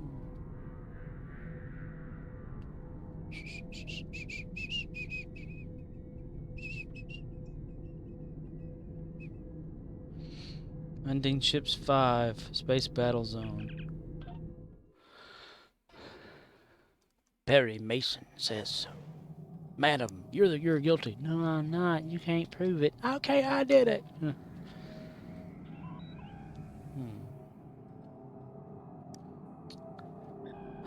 we go, Undine. What's going on? Is it resetting? Sure, the fuck yes. Damn it. Crap. I have to wait 2.5 minutes. Let's buzz around.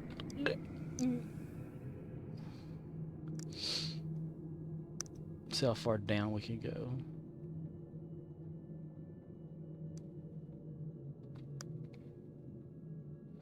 Wow, look at that little elevator thing happening there. Wow.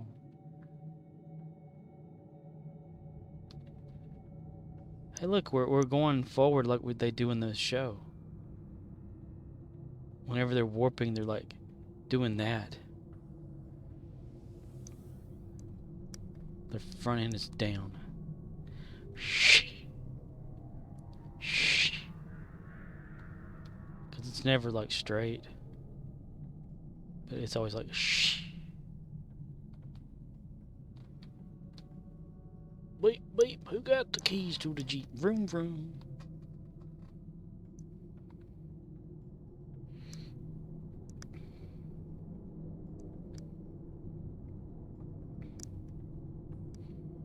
The over-exaggerated shapes on the ship aren't to par with me. I must have the right one.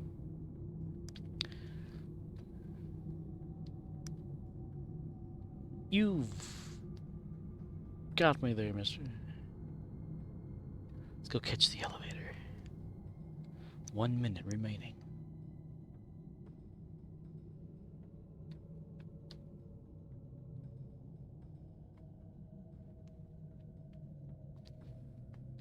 Checkmate. Bonk.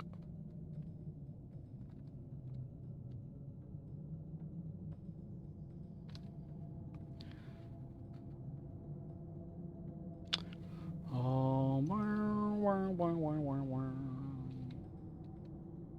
Wow, wow, wow, wow, wow, wow, wow, wow. Wow, wow, wow, wow, wow, wow, wow. Stank my donkey.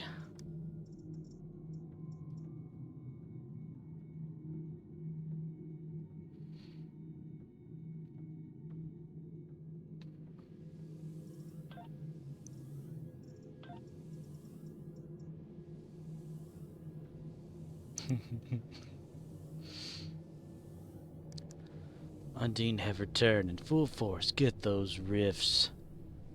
You get to those rifts. We'll take care of it from here. Kirk out. Nag, nag, nag, and nag, nag, nag.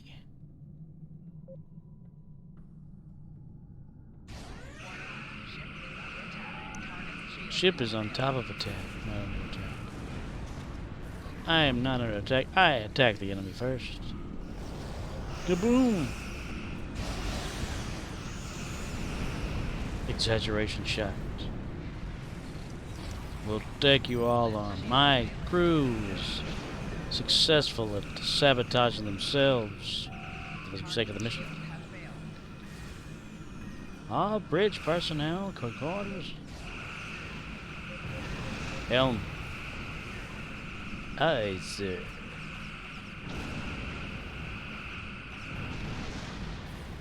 One more, how to do it. Attack positions. Get me over there as fast as possible, mister. Must destroy one more. Can't let them get away. Kaboom! Uncommon personal endeavor reward. Alright.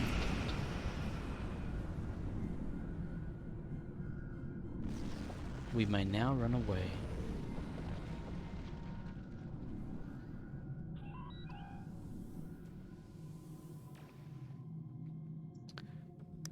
Let's see. Tetryon damage space. Defeat Tholians on Nukara. Dude, I could have done some Tetryon damage, man. Why the hell didn't I, man? Kaboom.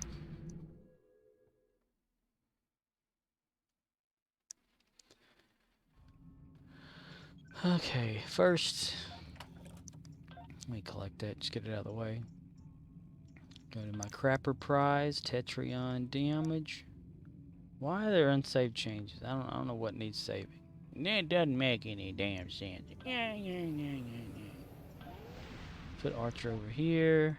Cash off over there. Cash off. He's a asshole. Asshole. Fire. Concentrate, fire. We want beam overload. Right there. And we'll just leave it at that for now. Torpedo! High yield, Captain! Torpedoes away! Photon torpedo away!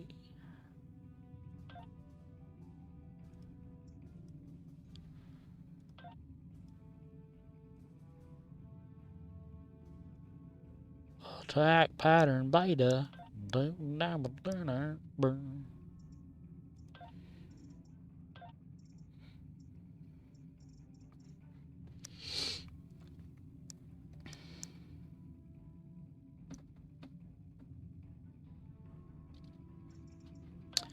wonder if I should update my Tetryon stuff. My imagination. You're gonna show the sky.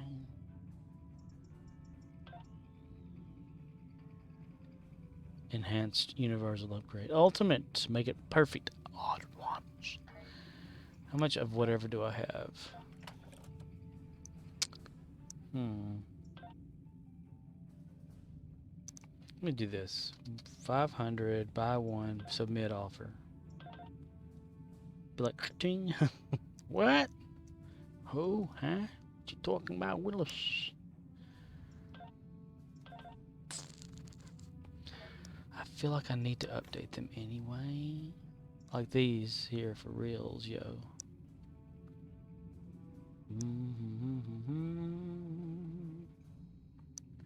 Bum, bum, bum, bum, bum, bum, bum, bum, bum, bum, 19. Admiralty, collect.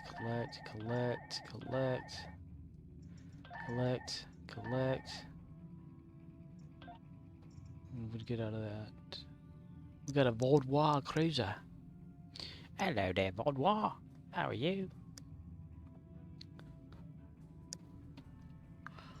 I think I will. I'm gonna go for a Phoenix prize pack, but not just one, 2 of them. And I'll probably get like the lowest quality of every damn thing in the world. Oh, that's from before. Yeah. Click on them like a junkie. Yep, got nothing but shit. You got nothing but shit. Shut the door. Shut up. Shut the door. Gonna shit your pants. Rare. Already got that. But it's not there. Nag.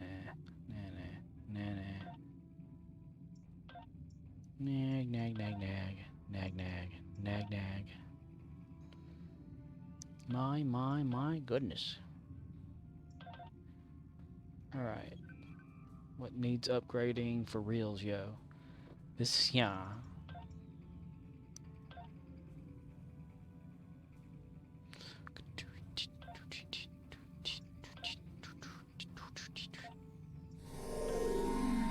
Congratulations, you bastard.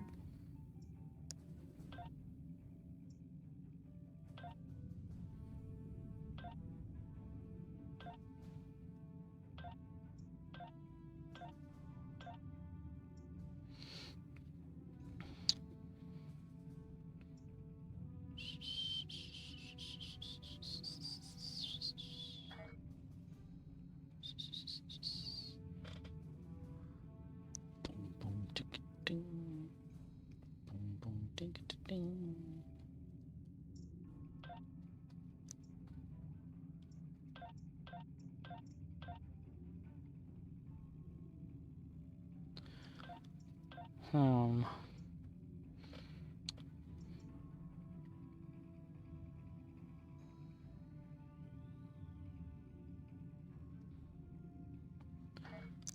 Where did it? Let's see. Filter Tetryon. Tetryon. Vulnerability locator Tetryon. Upgrade that one too. Bom, bom, bom.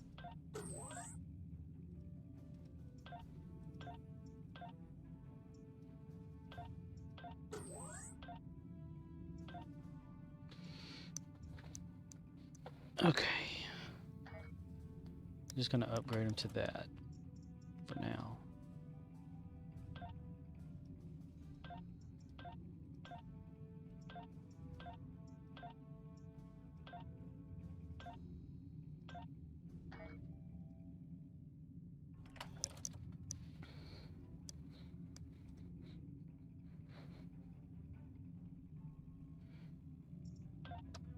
Gonna upgrade that.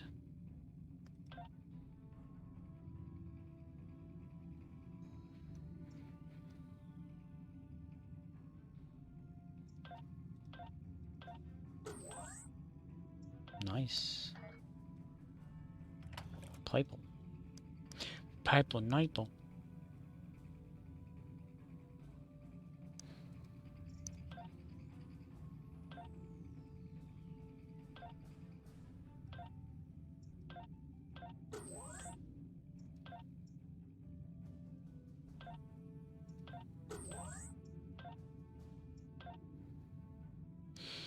That's all I'm gonna waste on that.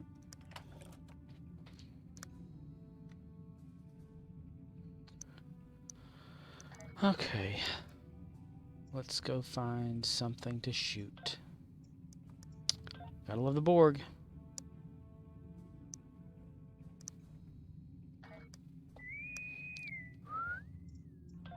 Oh.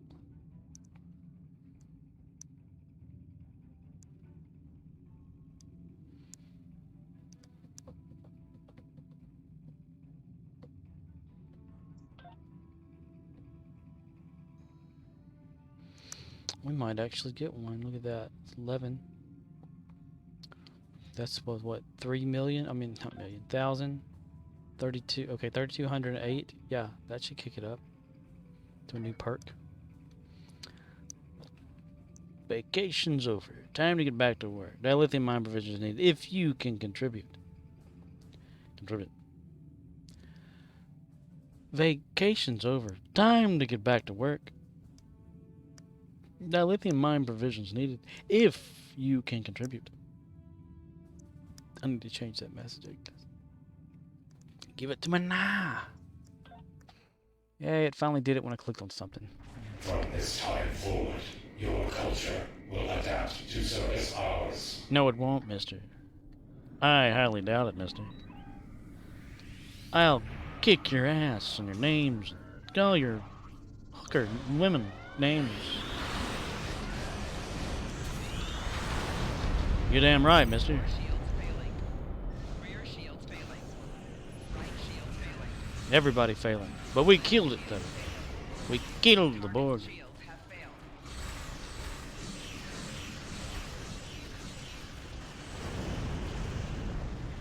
Four shields failing. Haha. Where's more Borg to kill? Must kill Borg. Borg Klingons. You will become one with the Borg. The Borg? Would Arnold Schwarzenegger take over the Borg? We are the Borg. We will take over. And you will go away. Yeah. It's about to pop it. Damn it. I can't have any fun. We are the Borg. We are the board. We'll get around to it eventually. We're the board.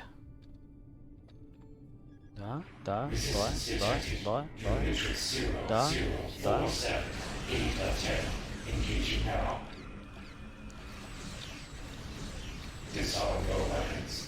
You will escort us to your own world, where we will They begin call that the assimilating USS your Penis. culture and technology. Endeavor. Oh, that was quick. Mister.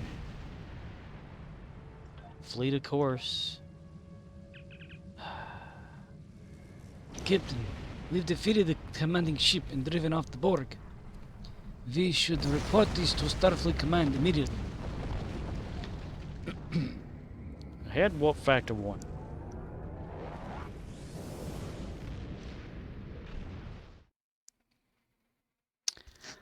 Can I hear a yes, sir?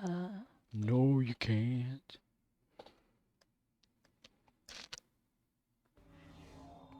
Alright. Right. Get rid of that. Okay. Right. Right.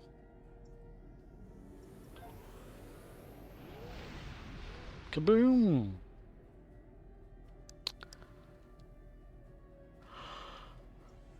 I like my little Tetryon. They're awesome. My Tetryon are awesome.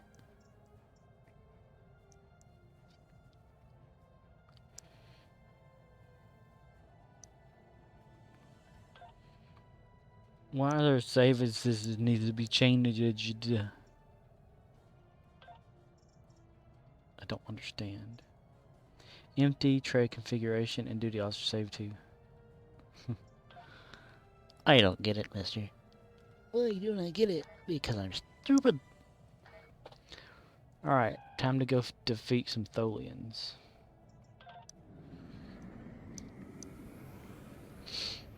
And this time, I think I'll do it without putting on a suit. And for that, we'll need to get a long-range weapon.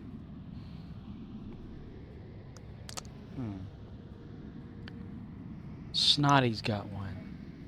Ice out. Snotty, what did I tell you about that, damn it? It wasn't him. Who the hell has it? There he is. Mr. Scott has it. Mr. Scott. His name is Mr. Scott. He's a big guy with long ears and twinkle toes. Mr. Snot. No. Oh my god, look at that one there. Where is it? There it is. It's the one I've been using. The using. 198 versus... Yeah, we'll do that. Boom. Alright. It's hunting season.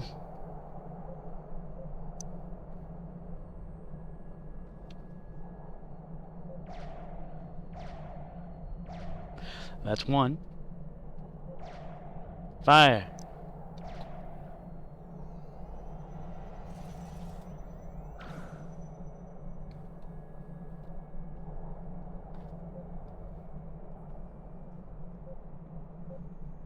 This is my Tholian stand.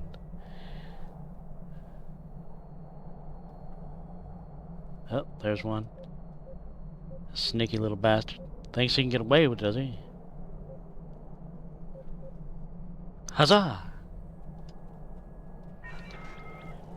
Enemy targets on sensor. Damn it, mister, I fell! Ah! Ah! Center dash. As I weep, I look forward to learning about more of life. Personal shield losing power. Oh, this will be fine too, mister. Ouch. Let me go back to my deer stand.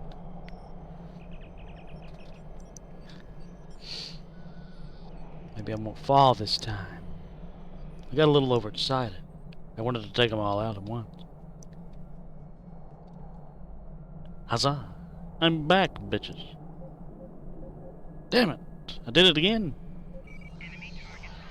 Oh my god. I'm dying again. I've died. Personal shield losing power. Damn it. Back to my dear stand. We've got to make sure we don't run after these bastards.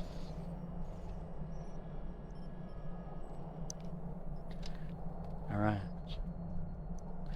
Strap yourself in, boys. It's gonna be a long ride.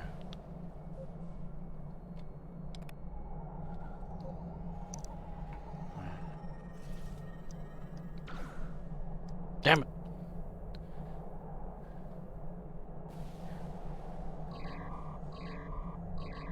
Too far away.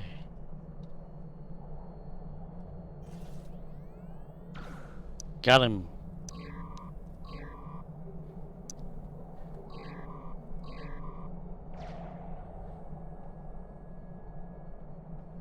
That's 3. My sniper rifle won't fit that fire. Fire.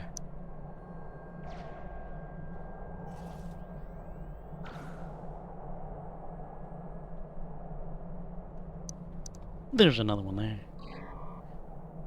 Damn it. Got him. That's 4 of 20. I'm doing a better job. Let's go over here. See if there's more.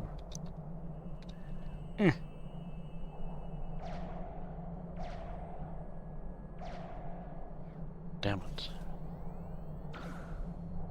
Got him. Here, piggy. Got him.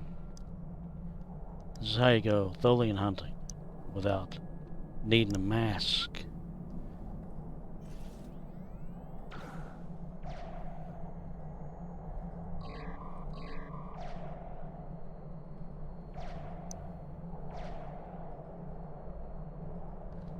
There's no need for a suit when you can do this.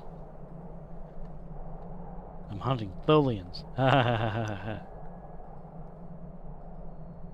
Be very, very quiet. I'm hunting Tholians.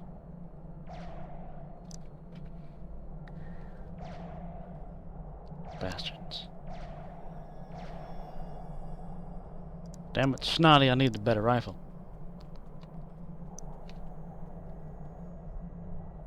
Are you here for the Tholian hunt?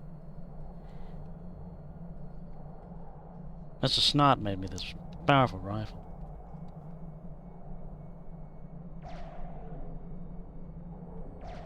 They have no choice but to die.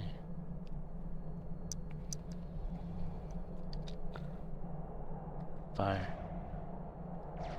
Fire.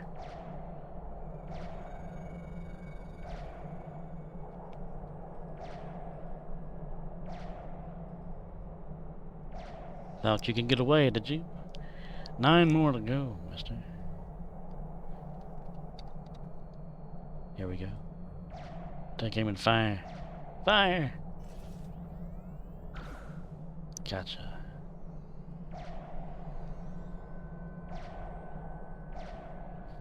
Gotcha, mister. Creepy crawly. They can be in your bed and you wouldn't even know it.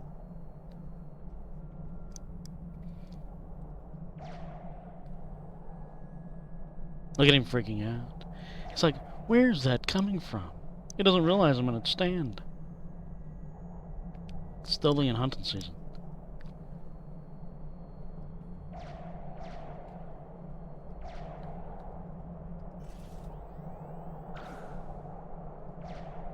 Bye-bye, Benjamin.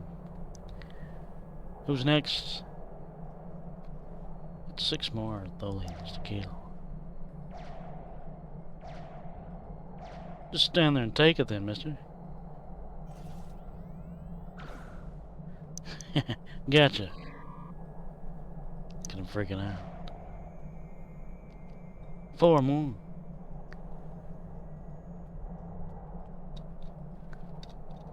Oh, almost fell.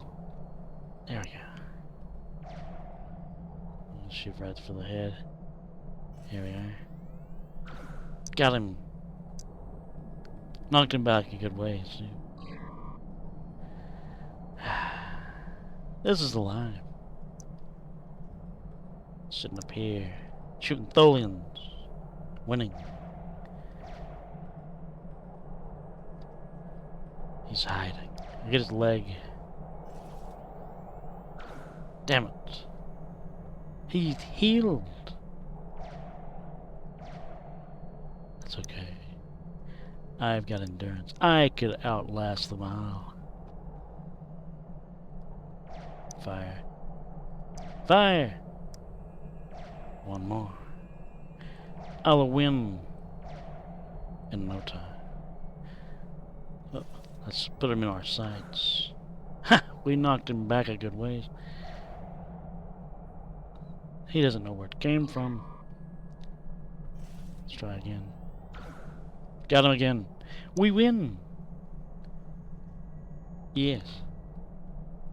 We've won. And you weren't even around to see it. My Tholian hunting stand did a marvelous job. I'll have to ask Starfleet to make this retreat a little more fun next time.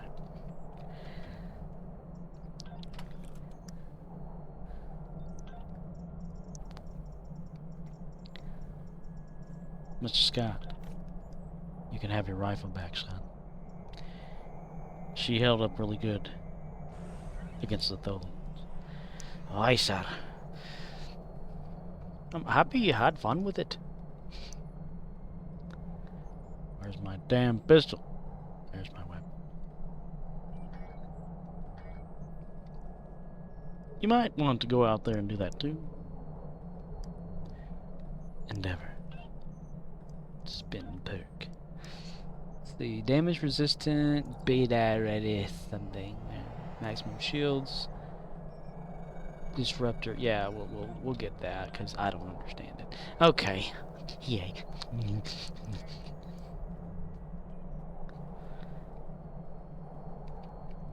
Captain to Enterprise. Crapper Prize wanted to beam up.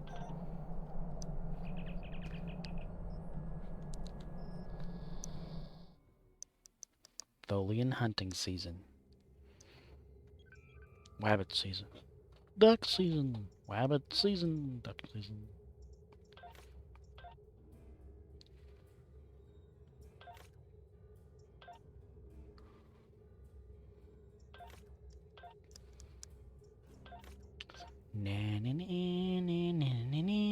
Conk.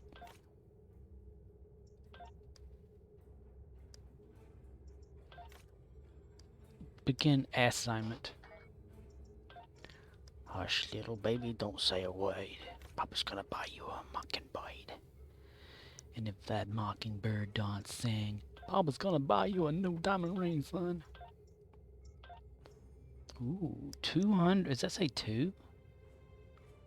Wow. Let's do that one. We'll move over.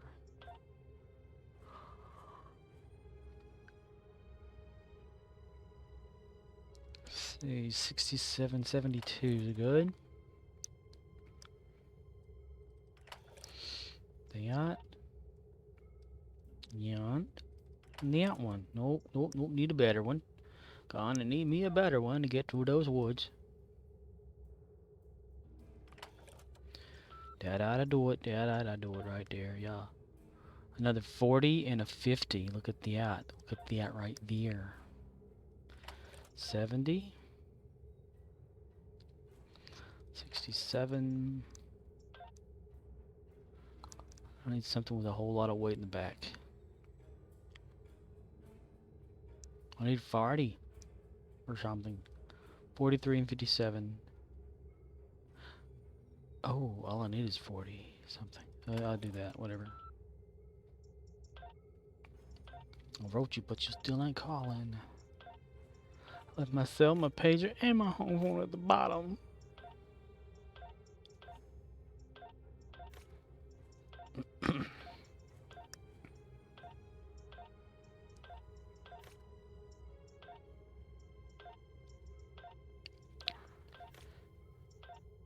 I used to misread a lot of the lyrics to songs or misunderstand them in a funny way. Like The Way I Am with Eminem, the song Way I Am by Eminem. He says, and I can't take a shit in the bathroom without someone standing by it. I can just say right now, it's like, hey man, can you come over here? I can't take a shit. Could you stand over there by the door for me? Thanks, man. Oh, that's a lot better. You know? Instead of like unable to do anything because like being overwhelmed by fans versus like can't actually have a bowel movement unless someone is standing there. If that makes any sense. If it doesn't, I don't know either. I don't rightly know. I just kind of woke up a holding it. This is the song that never ends. So it goes on and on, my friend. Some people started singing it not knowing what it was. They'll continue singing it forever just because. This is the song that never ends. Yes, it goes on and on, my friend. Some people started singing it not knowing what it was. And they'll continue singing it forever just because. Okay, let's do some fleet shit.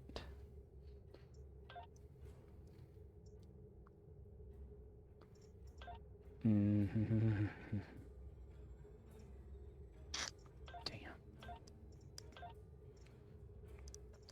K-13 is his favorite.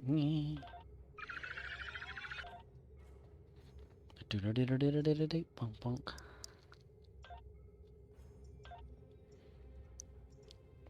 Research facility.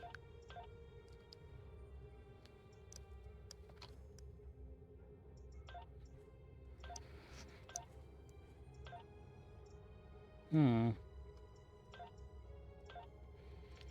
but dilithium, damn it.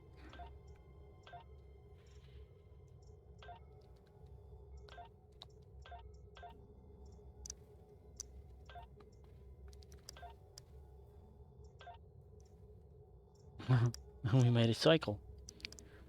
We made a cycle that we're not even in anymore.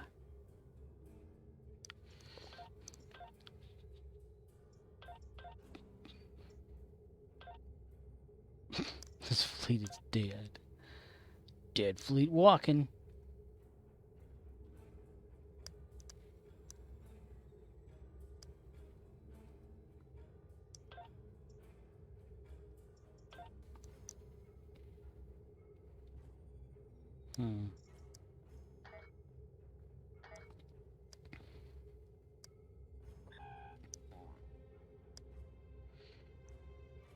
Let's visit Risa.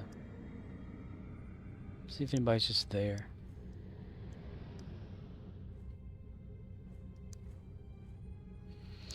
Fire.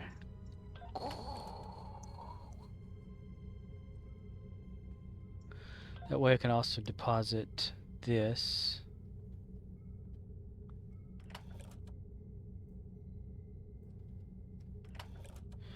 What used to be right there?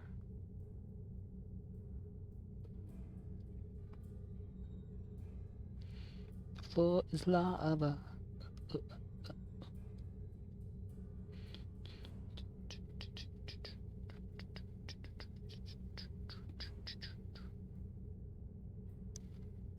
Talking away.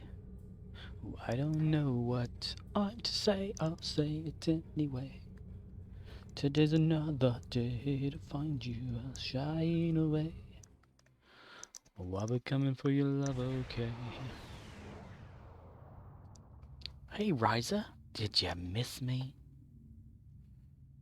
Let's go see if they're dancing. Because randomly, throughout the year, people will come here and dance. There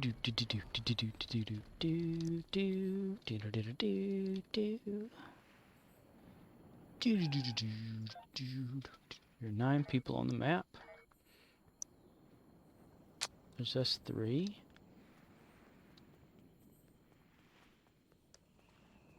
4, 5.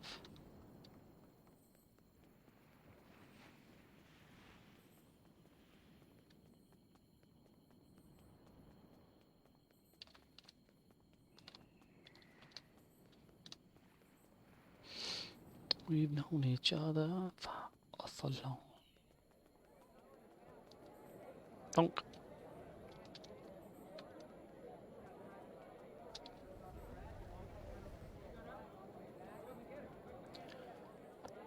And everybody else is right here. Okay. Pickles. Hello there, mister. Drunk Hadar. Yeah, we need to check our bank too. Account bank. We're gonna deposit that there. Let's see. Experimental ship upgrade token. I have 7.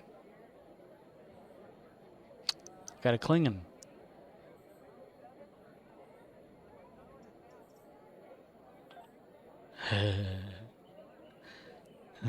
I moved into candidate roster. Let's see, stations. There he is. Gorn Science. I am Sarash, a mighty war of the Klingon Empire. Your feeble attempt to trick me into joining your crew is an insult to my honor.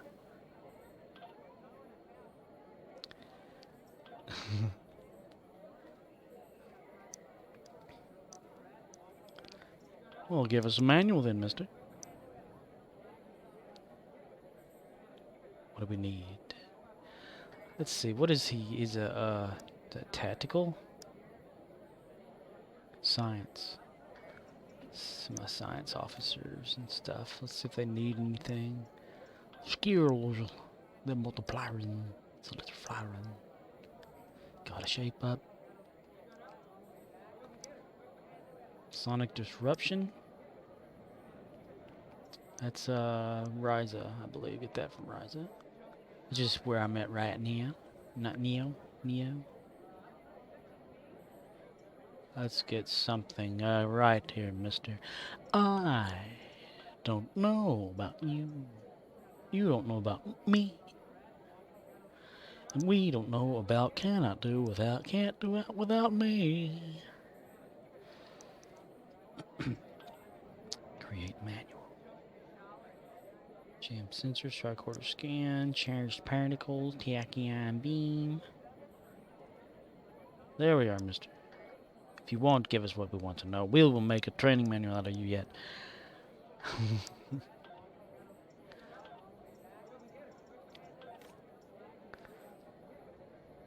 Let's see if the word learns pops up some random where. I don't even know what I did. What did I create? I don't really know. I don't know, Captain. It just kind of happened. I don't really know. It just kind of happened. I went looking for the wrong person, and I found him underneath a rock. Nope. Stuff. Alright, what the hell was it?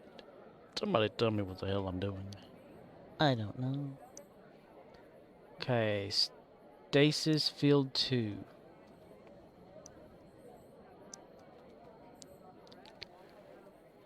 I got it right there. Okay, Doctor? He's a cadet. No, he can't learn shit. Okay. McRoy, damn it. I'm a doctor, not a damn doctor. I'm a doctor, ain't no doctor around here.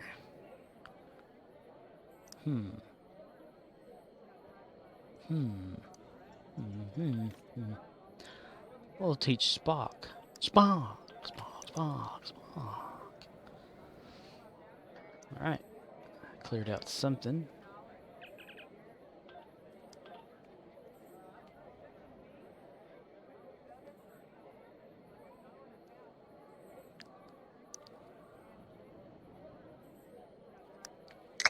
Looks like that's all I'm gonna have forever now. This is the song that never ends. Yes, it goes on and on, my friend. Some people started singing it not knowing what it was, and they'll continue singing it forever just because.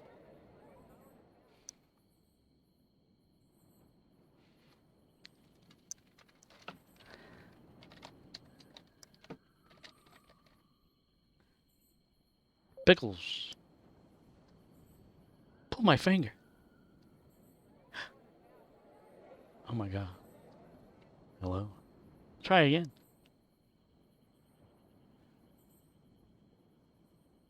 Hello there. I just finished mopping the floor with some Tholians. Okay.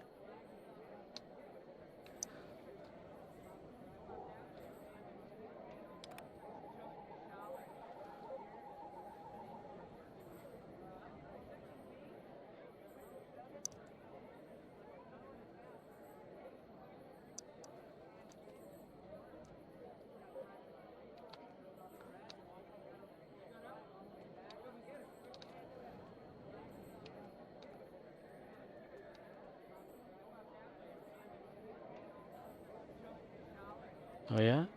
Well, I can walk too, damn it.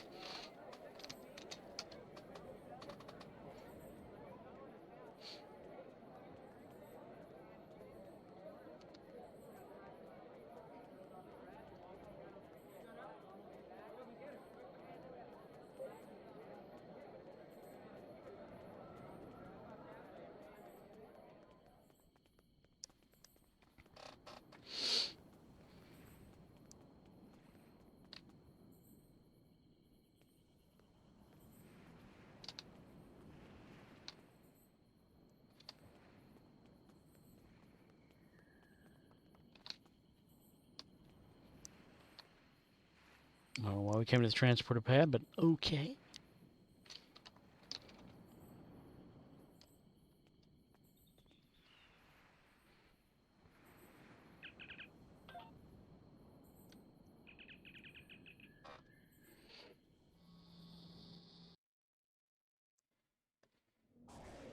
Kaboom.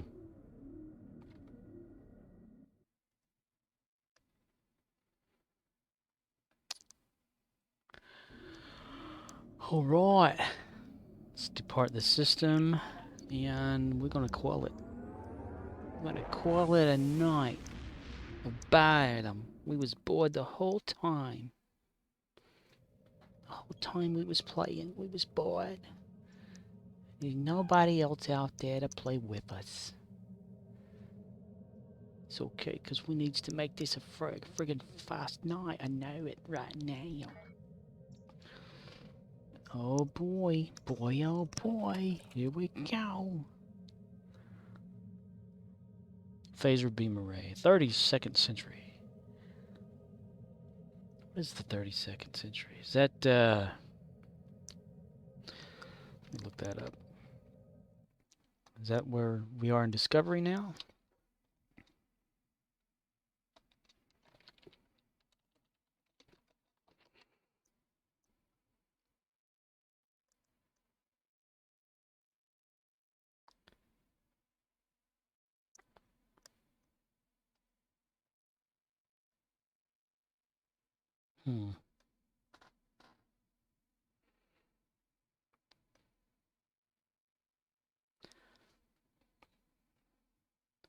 Yep, it's the future. Okay. It's Discovery future, like the burn era. Okay, I just was curious is all. I was just curious. Let's get away from Risa. That way that won't prompt me and make me forget. Okay. Alright. Okay, that will be it for tonight, I do believe. This is Idiot from here saying goodbye. And farewell. Bye-bye.